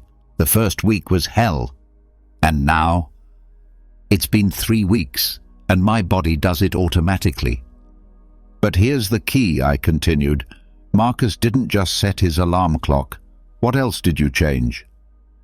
"My bedtime, no screens after 9. My workout schedule, everything changed to fit the morning routine." Exactly. Habits don't exist in isolation. They're an architecture. On Wednesday with Pete, we developed this concept. His daily schedule had become very complex. 5:45 a.m. Wake up. 6:15 a.m. Transfer practice. 6:30 a.m. Hygiene routine, timed. 7:00 a.m. Breakfast, attempts with left hand. 7:30 a.m. Walking, standing work. 8:00 a.m. Meditation garden. 8:15 a.m. Speech therapy. 9:00 a.m. Occupational therapy. 10:00 a.m. Break, mandatory. 10:30 a.m. Writing exercises. "It's rigid," his speech therapist complained. "There's no flexibility." "Structure allows for flexibility," I replied. "When the basics become automatic, energy is freed up for more difficult tasks." Pete proved this by writing a complete sentence with his left hand, shaky and barely legible, but complete. Habits sustain me when willpower fails. Thursday brought a setback. Pete's son David returned and was dismissive of the routine. "You're institutionalizing him," David accused. "All these schedules and exercises, he needs to get back to normal life." "Define normal," I challenged him. "His old life, work, independence, strength. That normal is over. He's building a new one." Pete wrote something down and showed it to David. "Not the same man, same habits, new body." That doesn't make sense, Dad. Pete tried again. Get up early. Same. Work hard. Same. Build things. Same. But now build different things. Build myself. David left frustrated. Pete looked defeated. He wants the father he knew, I said.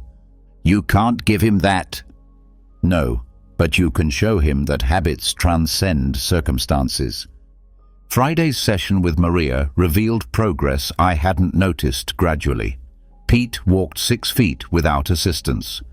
When did that become possible? I asked. It wasn't possible, Maria corrected. It built up. Every daily repetition, every transfer, every time he stood up.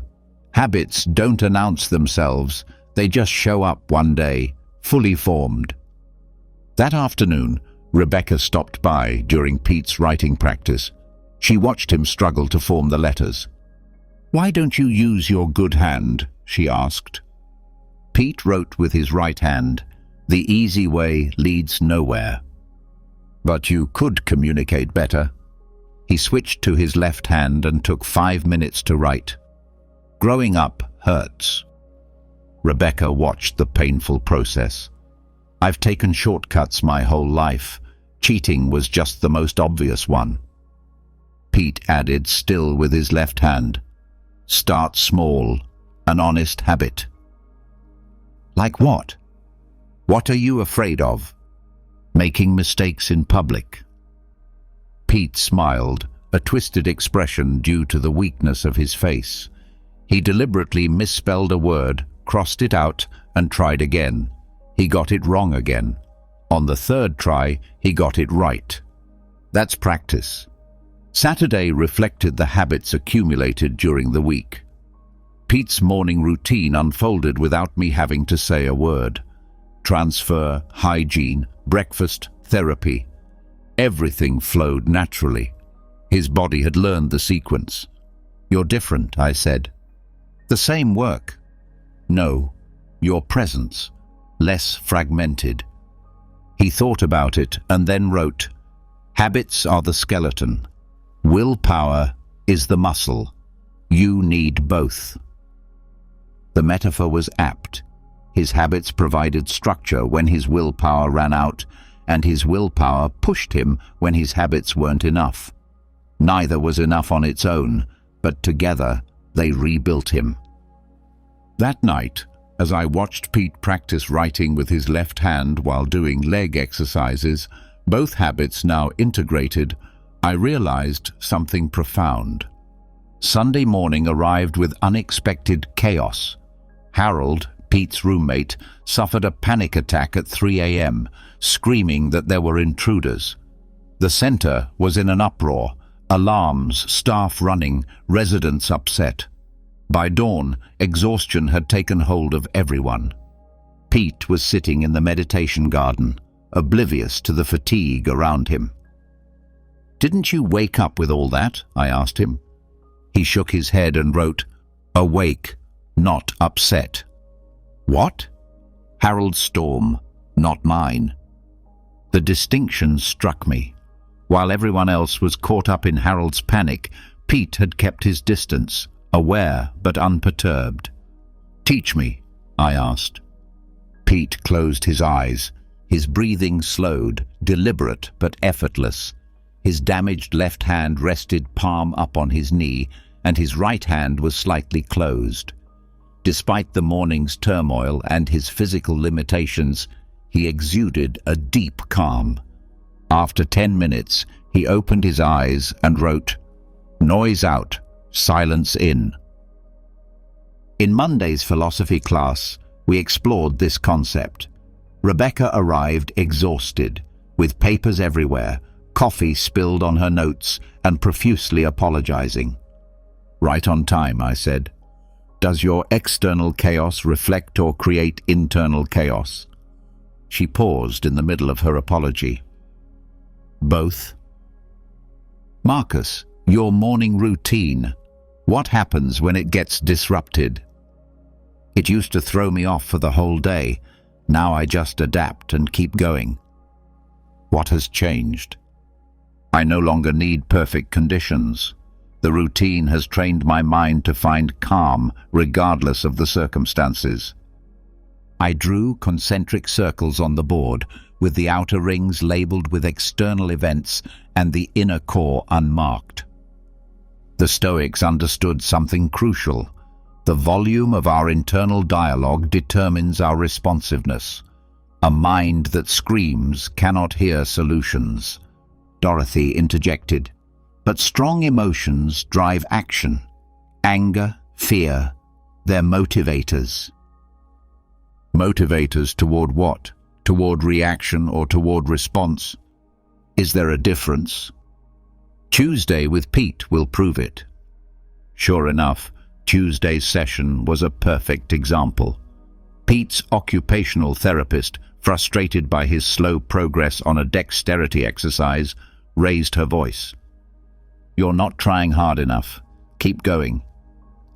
The old Pete, the construction foreman, would have exploded. Instead, he put down the therapeutic tool, closed his eyes briefly, and wrote, "Anger makes hands shake more." The therapist stormed out. Pete returned to the exercise, now with smooth movements. "Where's your anger?" I asked. "It's still there. It's just silent." "You haven't suppressed it?" "Acknowledged, then chosen." That was the crux of the matter. Not to eliminate the emotion, but to reduce its volume until it was possible to choose. On Wednesday, the test came. David returned with legal documents. He was trying to move Pete to a cheaper facility. "This place is a bottomless pit," David argued. "There's a perfectly adequate residence." Pete read the papers slowly, with palpable calm. Others would have raged or pleaded. Pete simply wrote, "Your fear, not mine." "I'm trying to protect you." "From what?" "From financial ruin, from losing your assets." Pete wrote deliberately, "I've already lost everything. My body, my speech, my independence. I'm still here. Money is nothing." David raised his voice. "You're not thinking clearly." Pete was slow to respond, forming each letter with his left hand. The first clear thought of my life. The power of the phrase lay in how he had expressed it. No defense, no attack, just the truth stated calmly. Thursday's group session included both Pete and Rebecca. I had asked them to sit in silence for 20 minutes and then write down their observations. Rebecca was the first. I couldn't stop thinking about tomorrow's exam, my thesis, whether people are judging my presence here. My mind is like a tornado. Pete's note. I watched a bird build a nest. Is that all you thought about? I wasn't thinking. I was observing. But how do you stop your thoughts? Pete drew a glass of water with sediment at the bottom and then showed how he stirred it, and everything became cloudy. He then drew it at rest, and the sediment settled back down. Thoughts settle if you stop stirring. Rebecca tried to argue, but she realized that she was stirring up her own mental sediment with the discussion. The realization was reflected on her face. On Friday, it became clear how a calm mind translated into action. Pete's physical therapy included a new challenge: climbing 3 steps. The first attempt, with his therapist giving him instructions, failed. His left leg wouldn't respond. "Again," said Maria, but this time in silence. The room fell silent. Pete stood at the foot of the steps, his gaze fixed but calm. He didn't look like he was preparing or psyching himself up. He just started. He lifted his right foot. His left foot dragged, but it followed. The second step was harder. The third was almost impossible. But he did it. "What's changed?" asked Maria. Pete tapped his temple, and then his chest. "Stay here. Strength here." That afternoon, I brought my advanced students to watch. Not Pete's physical therapy, but his daily meditation. 12 students watched a stroke patient sitting motionless for 30 minutes. Some fidgeted, others glanced at their phones. Dorothy took notes constantly. Pete didn't move except to breathe. Afterward, Marcus asked, "What were you doing? Mentally, I mean." Pete wrote, "Nothing is something." That's vague. Observe thoughts as if they were clouds. Don't grab them. Don't push them. Just watch them pass by. And that strengthens the will? Pete stood up, walked over to the board, and picked up a marker with his damaged left hand. The letters appeared slowly but clearly. A calm mind hears what matters. The highlight of Saturday came unexpectedly. Harold, the roommate whose panic had kicked off the week, had another episode. This time, Pete was present. Harold was screaming that he was being chased, that he was in danger, that he had been abandoned. The staff rushed over. I moved closer to help, but Pete raised his good hand and motioned for me to wait. He sat down next to Harold, not speaking, though he couldn't speak clearly anyway. He just sat there, breathing slowly and steadily. His calmness was almost tangible, like cold water in a burning room. Gradually, Harold's breathing synchronized with Pete's. The screaming stopped. The panic dissipated. Later, Harold asked, "How did you do that?" Pete wrote, "I didn't, I just went." "Went where?" "Silence. You borrowed it." The revelation was profound. Pete hadn't given any advice, nor had he tried to fix or change Harold's state. He had simply kept his mind calm with such steadfastness that it became an anchor for others to hold on to. That night, Pete wrote in his journal, an entry he later shared. "The stroke took my words away. I found silence. Silence is clearer." Monday arrived with temptation in the form of Pete's favorite vice, cigarettes. David had smuggled in a pack, perhaps hoping to curry favor after the failed transfer to another facility. "Just one," David offered, holding out the familiar red and white box. "No one needs to know." Pete stared at the pack. His good hand clenched, a muscular memory of 40 years of habit. Before the stroke, Pete smoked 2 packs a day, and cigarettes marked every break, every meal, every moment of stress. He wrote slowly, "I want it." "Well, take it. You've been through hell." "Wanting is not taking." David lit one and blew the smoke toward Pete. The smell triggered something primitive. I saw Pete's nostrils flare and his fingers drum against the arm of the wheelchair. "This is stupid," David said. "Denying yourself a pleasure for what? Some philosophical principle?" Pete wrote, "Every no doesn't make the next one easier." The cigarette burned between them, and David ended up putting it out, frustrated. Pete's victory wasn't in not wanting to, because it was clear that he did. It was in the gap between desire and action, a gap he had learned to widen. On Tuesday, Rebecca was battling her phone addiction. She had committed to studying without looking at social media, but she only lasted 12 minutes.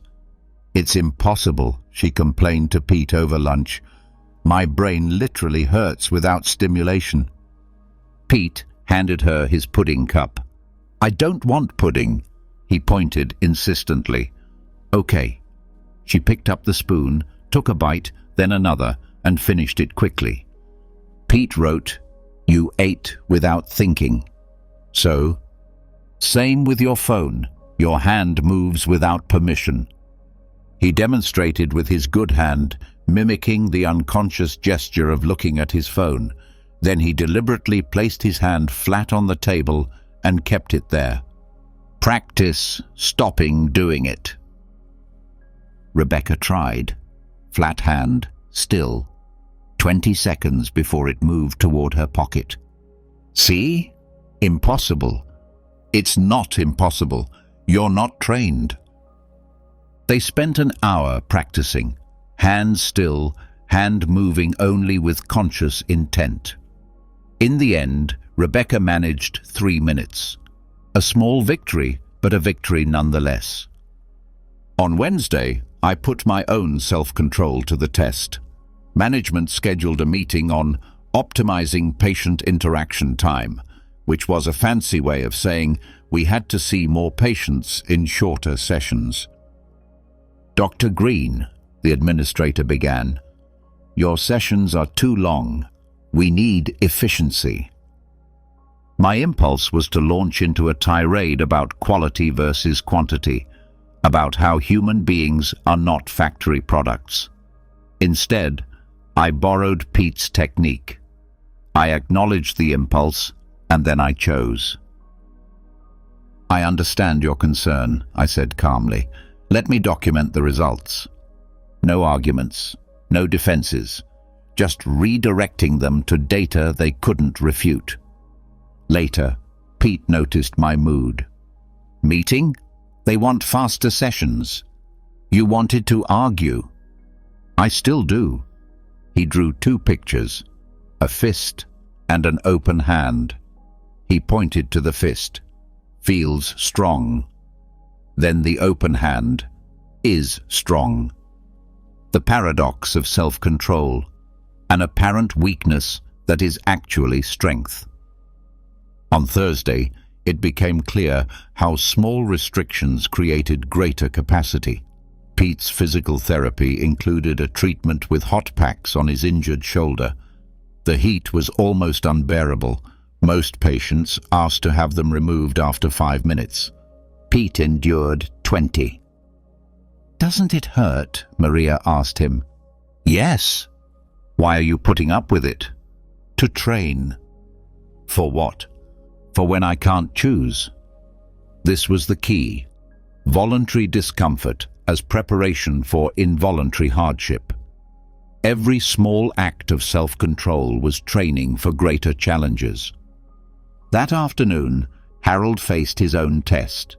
The center served chocolate cake, his diabetic kryptonite. He had already had his share, but there were extra pieces on the counter. "Pete," Harold whispered, "look at me." He walked over to the counter, picked up a piece, held it, and put it back.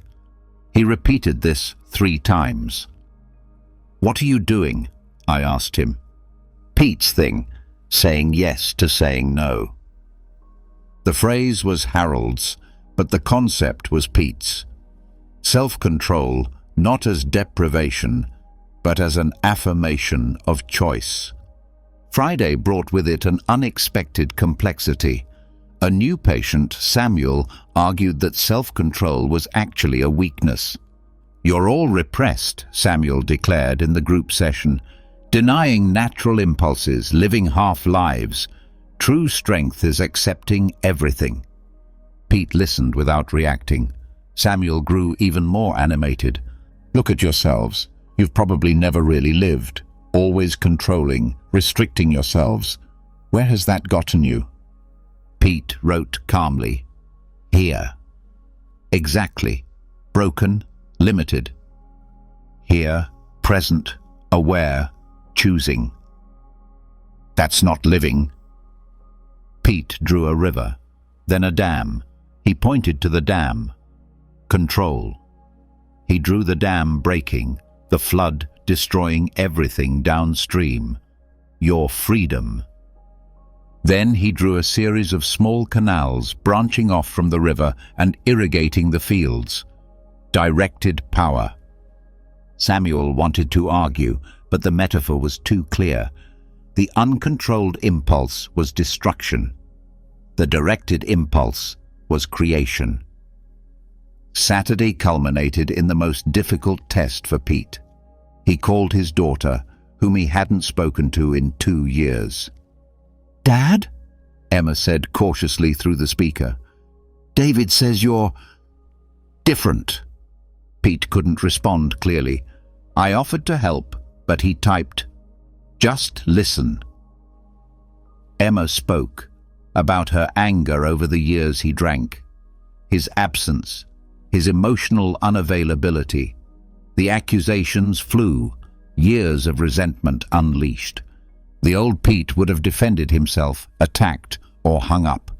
The new Pete stayed quiet, occasionally typing notes that only he could see. Finally, Emma ran out of steam. "Don't you have anything to say?" Pete slowly typed on the tablet. "Every word is true. I'm sorry. I'm not enough. I'm just sorry." "That's it?" "I'm working on being better. I might fail. I'm still trying." Silence. Then Emma, crying. It wasn't a reconciliation. It was too soon for that. But it was a crack in the wall. After the call, Pete was exhausted. I asked him what notes he had written during Emma's accusations. He showed them to me. True. True. Defend. No. True. Explain. No. True. Just listen. Every impulse to defend himself or deflect attention, noted and released. "The hardest part?" I asked him. "Not doing it." It was a mastery, not the absence of impulses, but the conscious choice in their presence. Every cigarette not smoked, every defense not uttered, every moment of discomfort chosen contributed to this. The strength to remain still as his daughter's pain flooded him, adding nothing but his presence. That night, Pete wrote, "The stroke took control of my body. I gave it control of my decisions, a fair trade." The paradox was complete. Losing physical control had taught him to control his mind.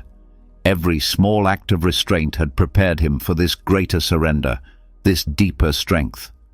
On Sunday morning, Pete placed several objects on the therapy table: a hammer, a paintbrush, a pen, and a small mirror. Group therapy was about to begin, but he seemed focused on his display. "An art project?" Maria asked. Pete shook his head, pointed to each object, and wrote, "Tools." "Obvious," said Samuel, still annoyed by Friday's exchange. "And?" Pete picked up the hammer and made a gesture as if he were hammering a nail. Then he held it up and wrote, "Purpose, to build." The paintbrush. Purpose, to create. The pen. Purpose, to communicate. Finally, the mirror. He held it up in front of us and wrote, "Willpower." "I don't get it," Harold admitted. Pete wrote slowly, "Tool without purpose equal waste." He demonstrated this by using the hammer to stir his coffee and the paintbrush to scratch his back. The absurdity of the situation made his point clear. Misused tools were worse than useless. Willpower is the same. It needs a purpose. "But we've been working on control and discipline," I said, curious to see where he was going with this. "For what?" The question hung in the air. We had been so focused on developing willpower that we had barely discussed its purpose. Maria was the first to speak. "To improve?" "Improve at what?" This was the deeper question. Improve at control, improve at moderation, or improve at something more fundamental. Pete wrote, "Virtue." Samuel scoffed. "Virtue? What century are we in?" But Pete was already drawing. A person climbing a mountain, a metaphor we had seen before. But now he added something else. Other climbers on the same mountain, some struggling, some fallen. The figure climbing paused, helped another up, shared water, and pointed out a safer path. Then he continued climbing. "Strength is not for yourself. It's for doing the right thing." Harold was the first to understand. Like when you helped me with the cigarettes. You weren't just practicing self-control, you were using it to help someone else." Pete nodded and wrote, "Every decision, what's right versus what's easy." On Monday, it was time for practical application. A new patient arrived, Thomas, who was very distressed. He had early-stage Alzheimer's, enough to be terrified of what was coming. He lashed out at everyone, nurses, patients, visitors. "Keep him away from me," Samuel demanded after Thomas threw his meal tray. The staff was overwhelmed. Thomas needed constant supervision, but resources were scarce. Pete wheeled himself to Thomas's room. I followed, worried. Thomas was destroying his belongings, torn between rage and tears. "Everything is going away," he shouted. "Everything I am is going away." Pete couldn't speak clearly enough for Thomas to understand him. Instead, he just sat there, present, calm. Thomas threw a book at him. Pete didn't flinch. Thomas shouted obscenities. Pete stayed there. An hour passed. Thomas exhausted himself and collapsed in his chair. Pete wrote on his board and showed it to Thomas. "You are scared too." "You don't understand." Pete pointed to his own head and then wrote, "Broken, still here." It wasn't much, but Thomas stopped destroying things. For the next 3 days, Pete spent hours with Thomas. Without speaking, as Thomas couldn't understand Pete's broken speech. Just being there during the terrifying moments when Thomas forgot where he was, who he was. "Why do you exhaust yourself?" I asked Pete in private. "You need energy for your own recovery. Practice," he wrote, "to control yourself, to choose the right thing instead of the easy thing." This was the evolution. Willpower not as an end, but as a means. Every moment of strength developed created capacity for moral action. On Wednesday, the price became clear. Pete was exhausted from sitting with Thomas and missed his physical therapy session. His progress would be affected. The administration wouldn't understand. "You're jeopardizing your recovery," his physical therapist warned him. Pete wrote, "Recover what? Your functionality, your independence. To do what?" She didn't know how to respond. Recover for what? Functionality for what? Pete wrote, "Being strong enough to help equals recovered." On Thursday, deeper layers were revealed. Harold had been stealing food, not much, just a little extra from the common area. Samuel caught him and threatened to report him. "It's theft," Samuel argued. "It's against the rules." Harold felt humiliated. The medication made him constantly hungry, but the extra food cost money he didn't have. Pete intervened with an unexpected strategy. He wrote to Samuel, "You're right." Samuel, surprised by the agreement, nodded vigorously. "Harold is wrong. You are superior." Something in Pete's tone made Samuel uncomfortable. "Now what?" Pete wrote. "Report him, punish him, feel good about yourself. Rules exist for a reason." "Yes, justice, order, good things." Pete paused, then added, "Also mercy, understanding, better things." He placed his own snacks, the ones I had brought him, in front of Harold. Then he looked at Samuel. "Choose right rule or right action." Samuel hesitated. His need to be right struggled with the recognition of something more important than being right. Finally, Samuel pushed his own snacks toward Harold. "Don't make this a habit." Pete smiled, the crooked half-smile his stroke allowed him.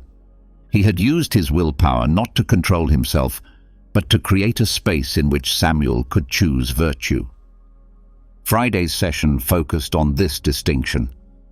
Willpower serves virtue, I summarized Pete's philosophy, not the other way around. The stronger we are, the more we can give. But where does that end? Maria asked. We can't help everyone. Pete drew a circle, small at first, then another, slightly larger one around it, and then another. Start small, grow as your strength grows. Like ripples in water, our capacity for virtuous action expanded with our willpower, but it began with the smallest circle, ourselves, becoming capable of acting rightly. On Saturday, the test came. Thomas had a terrible night, forgetting that his wife had died and reliving the pain as if it were new. He attacked a nurse and had to be sedated. The administration wanted to transfer him to a secure unit. He's dangerous, they argued. Pete couldn't speak at the meeting, but he had prepared himself. Using his tablet, he had written a proposal. Patients would take turns sitting with Thomas and offering him support. Pete would coordinate it. Liability issues. Pete wrote, I will take responsibility. Legally meaningless, but morally powerful. He was using his will not for personal gain, but to protect someone vulnerable. We were given a week's trial. That night, exhausted, Pete wrote something that summed it all up. Strength without virtue equal tyranny. Virtue without strength equal wishes. Both are necessary. It was the culmination of weeks of developing willpower, not to become invulnerable, but to be able to act in a meaningful way. Every moment of restraint, every uncomfortable choice, every bit of discipline practiced had led to this, having enough strength to devote to others. Sunday morning arrived with chaos. A new patient, Victor, had been admitted during the night. Wealthy, accustomed to private care, furious about the poor conditions at the center. He stormed into the common area, demanding improvements, threatening lawsuits, and making life impossible for the staff. This is intolerable, Victor shouted at the head nurse. I'll have this place shut down. The commotion spread through our routine. Harold retired to his room. Maria's hands were shaking. Thomas fidgeted, confused by the noise. Samuel, as expected, intervened. You have no right to disturb everyone. I have every right. I pay. The argument intensified. Other patients took sides. The common area became a battlefield of clashing complaints. Pete remained at his table, practicing writing exercises with his left hand. The letters wavered, but remained consistent. His concentration never wavered, despite the chaos erupting around him. Victor noticed. And you, sitting there like nothing's happening, are you in a vegetative state? Pete looked up, looked him in the eye, and went back to writing. This enraged Victor even more. He approached Pete's table and threw the papers on the floor. I'm talking to you! Pete bent down, slowly, given his limitations, and began to pick up the papers. No hurry, no anger, just focused on what he had to do. Leave him alone, I said. Another one. This place is full of people who've given up. Pete finished picking up his papers, arranged them carefully, and wrote on his board, I haven't given up. I'm just not slacking.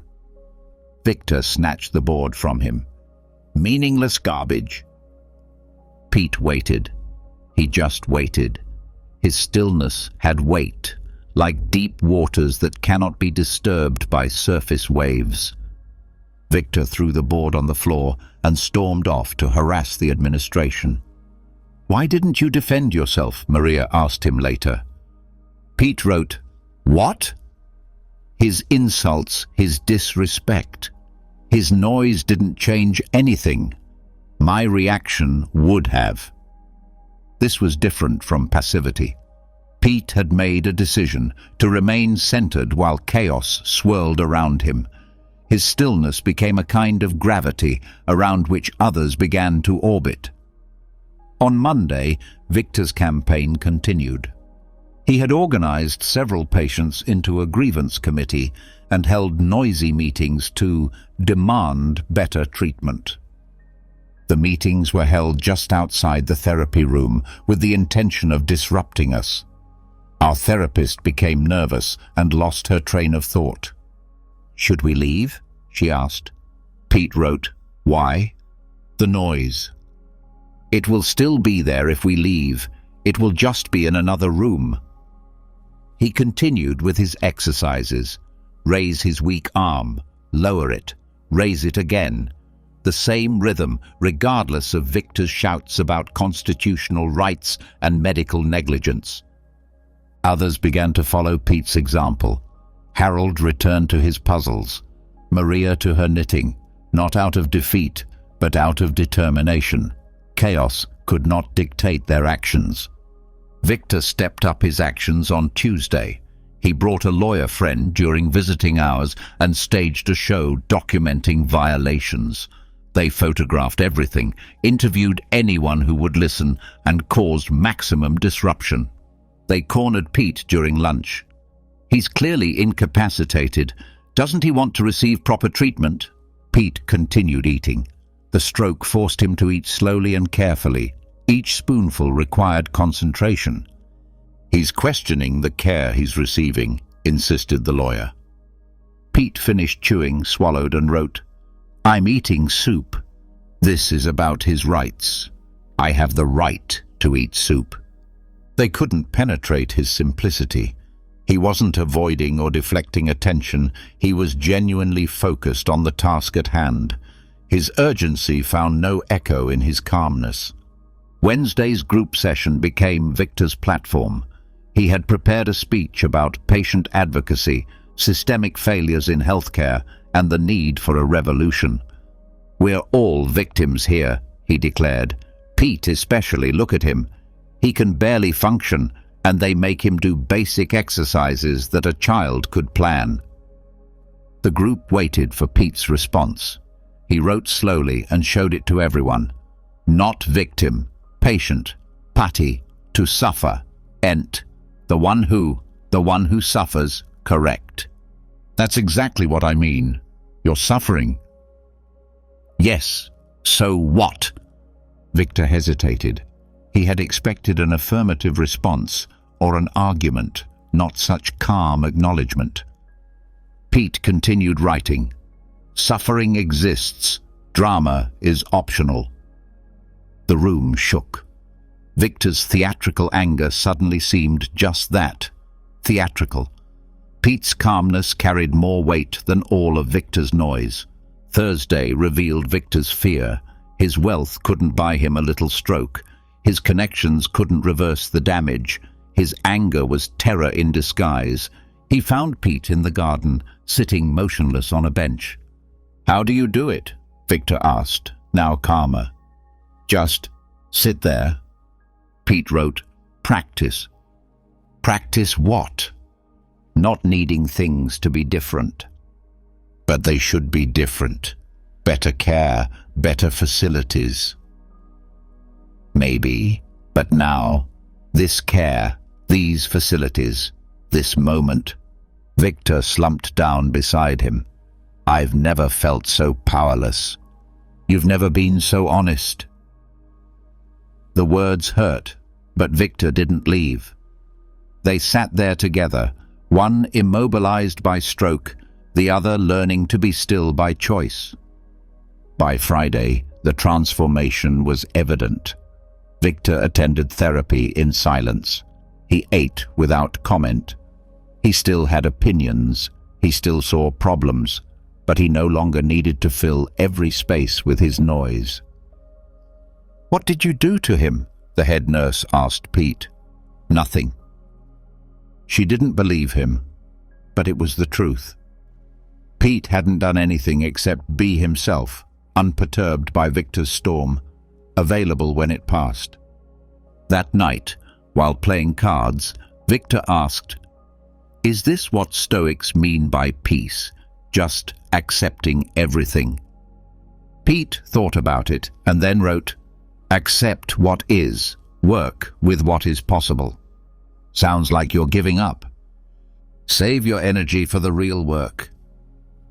Victor wanted to argue, but he couldn't. He had exhausted himself with 5 days of protests that had changed nothing. Pete had spent those same days progressing quietly. His writing was clearer, his movements stronger, his presence more solid. The contrast was undeniable: noise versus depth, drama versus development. Saturday's visit was my own test. My supervisor came to observe, full of suggestions for pushing Pete harder and adding more aggressive interventions. "He's too passive," she declared. "He needs more stimulation." She tried to reorganize our entire approach in a single visit. Pete listened politely, nodded occasionally, and then continued with his routine exactly as before. "Are you listening?" she asked him. Pete wrote, "Yes." "Then why aren't you responding?" "I did. I listened."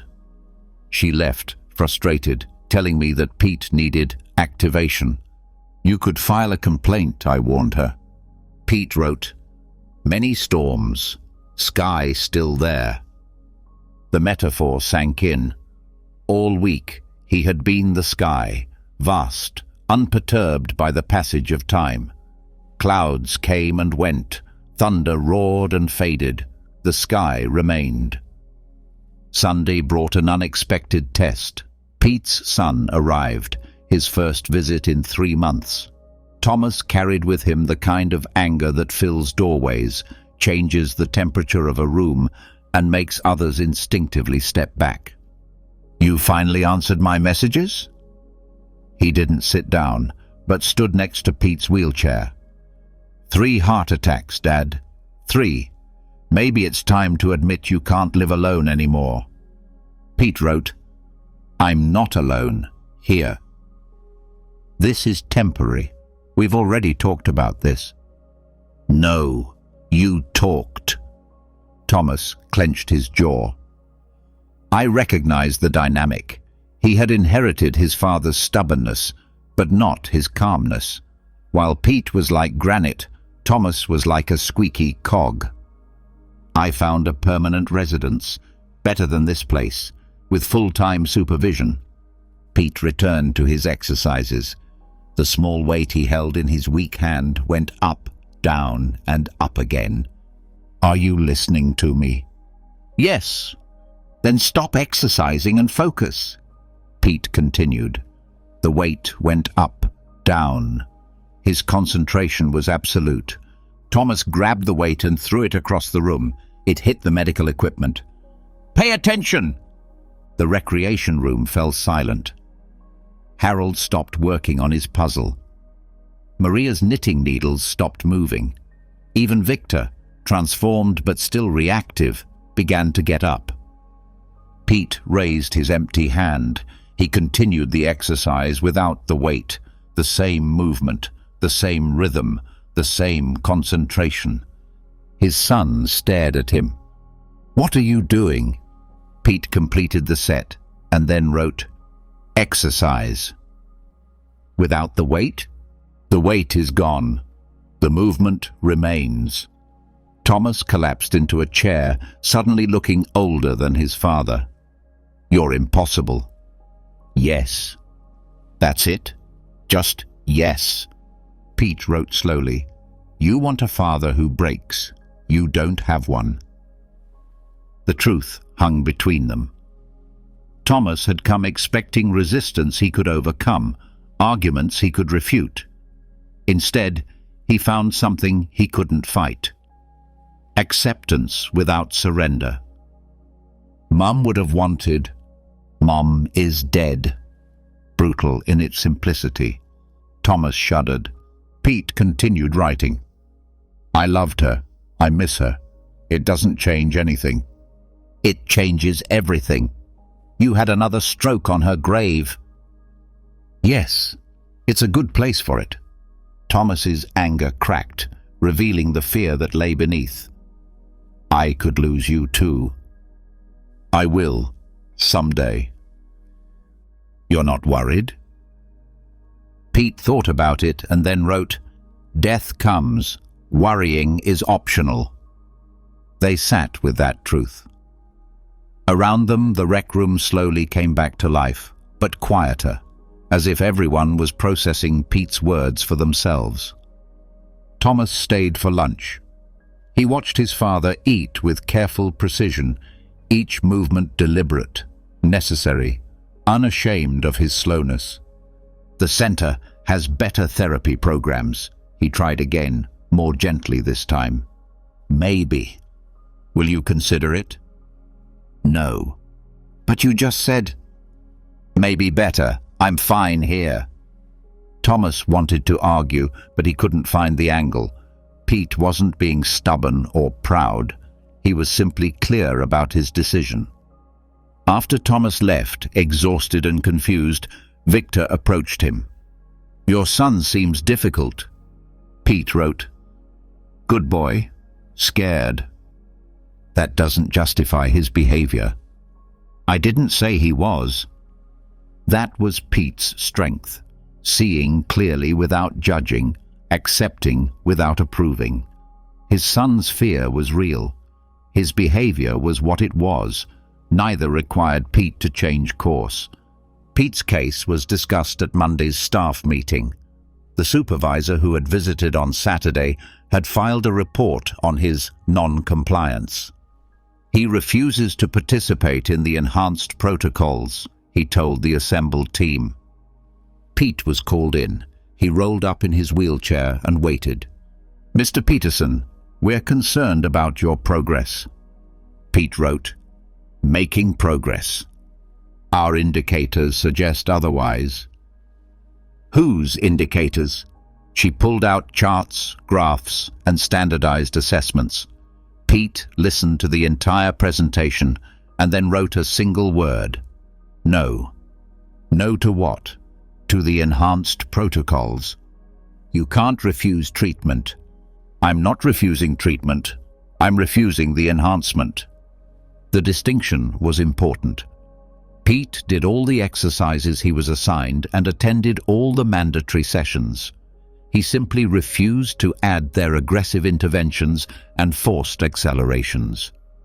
"This could affect your discharge date." "Okay." She wanted him to fight, to care, to need her approval. Instead, he accepted the consequences without accepting the demand. The medical director intervened. "What exactly is your objection, Mr. Peterson?" Pete wrote carefully, "I am recovering. You want results. Recovery requires pushing boundaries. Whose limits? Whose recovery?" The question reframed everything. They were imposing their idea of his limits, their timeline for his recovery.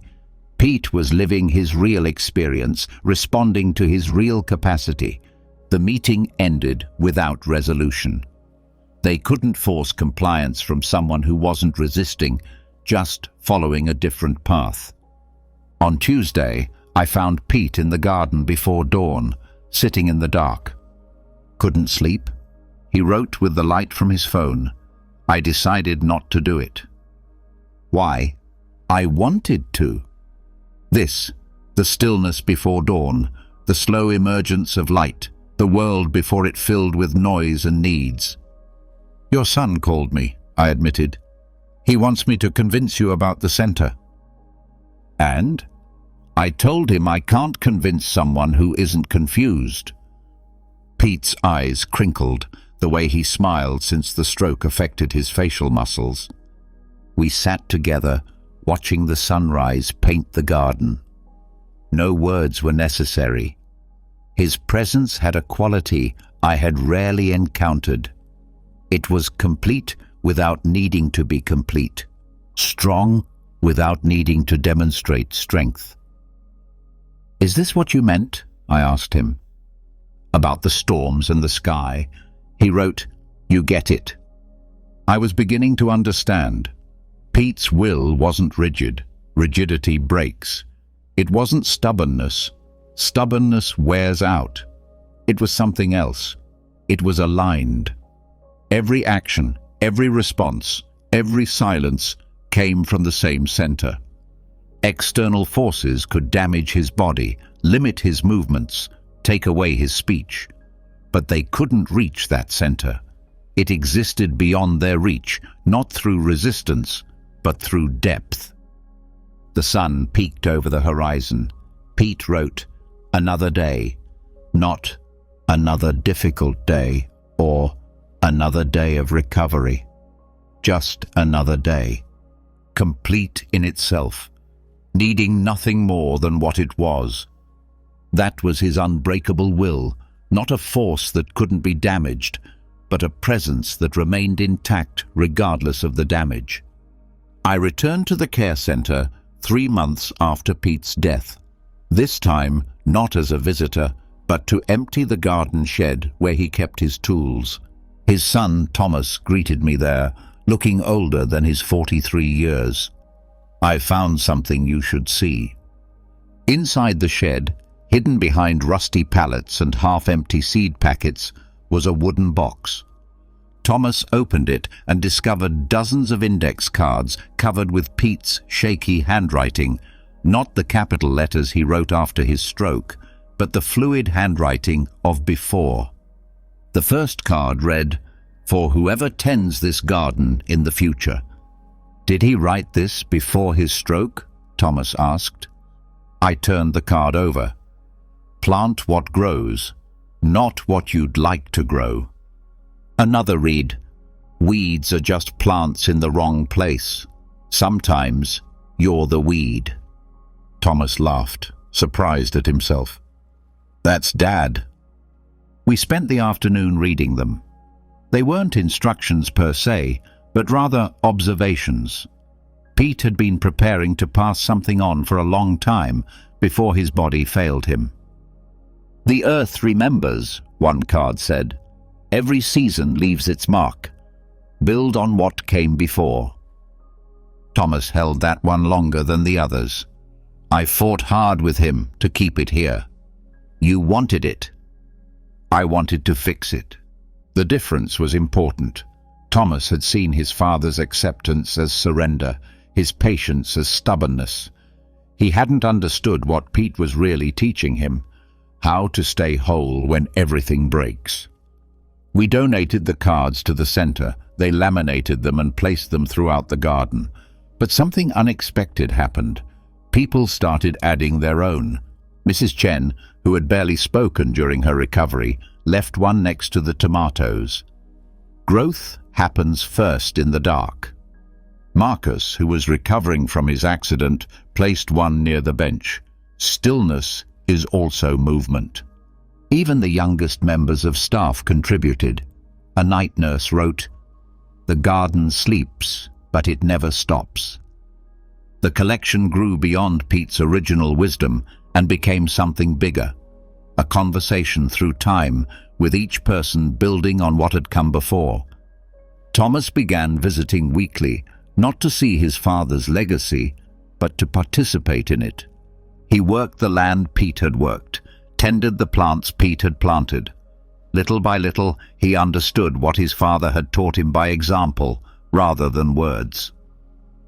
He didn't give up, Thomas told me one afternoon, his fingernails caked with dirt. He was teaching me to hold on to what matters. The facility manager approached us.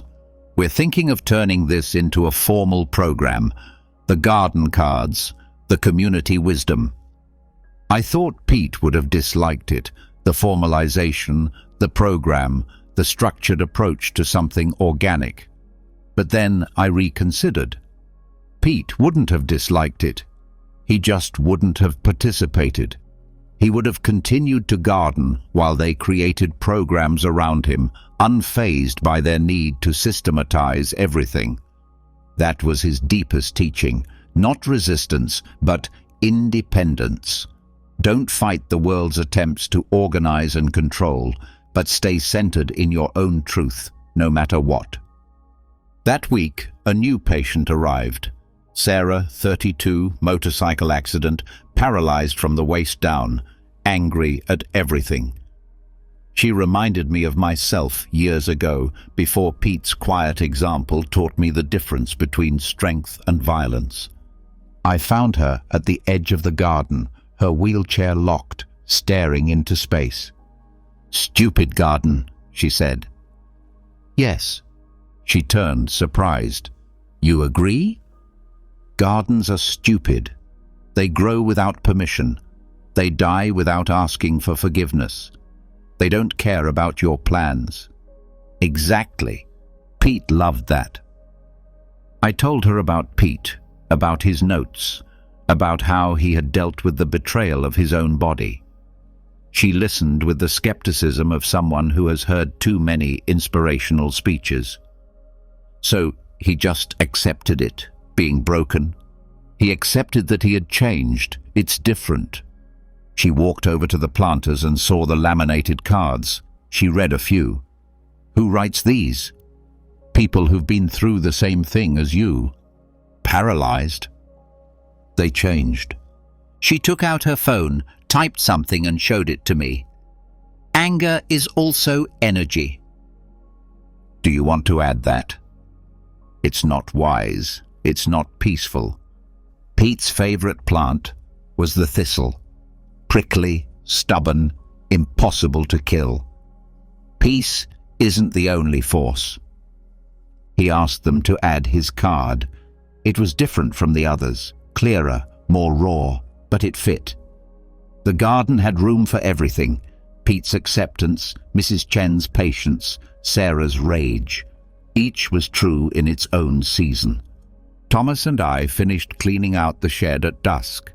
At the bottom of the box, we found one last card, dated a few days before Pete's stroke. Everything I learned watching things grow. Everything I taught by growing. When I'm gone, the garden will still be there. That's enough. I knew that, Thomas said. Maybe. Aren't you scared, knowing it's coming? I thought about Pete's last weeks, how he had faced each decline without surprise or complaint. His body was failing in stages, but his will remained strong. He once told me that death was like the weather, I said. You can't control it. You dress appropriately. Thomas added his own card that day. My father's strength lives on in the earth. The garden would outlive us all. Other hands would tend it. Other wisdom would accumulate. Pete's unyielding will had never been about permanence, but about presence. Being fully here while you're here, and then letting go without clinging when the season changes. That is the legacy of true willpower. Not monuments or achievements, but the quiet demonstration that we can remain whole regardless of what breaks. That we can weather any storm by remembering that we are also the sky.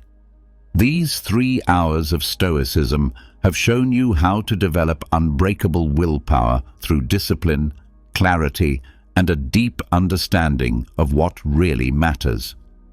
By focusing on what you can control, accepting what you can't, and continually strengthening your resolve, you now have the tools to face life's challenges with unwavering determination. But willpower isn't something you learn all at once. It's something you practice every day. So here's your challenge. How will you apply these Stoic principles to make your willpower unstoppable today? Leave your thoughts in the comments below. Let's share strategies and inspire each other to keep growing and getting stronger. And if you're ready to gain more Stoic wisdom to help you master your mind and your life, don't forget to subscribe. Stay strong, stay focused, and keep building that willpower. See you in the next video.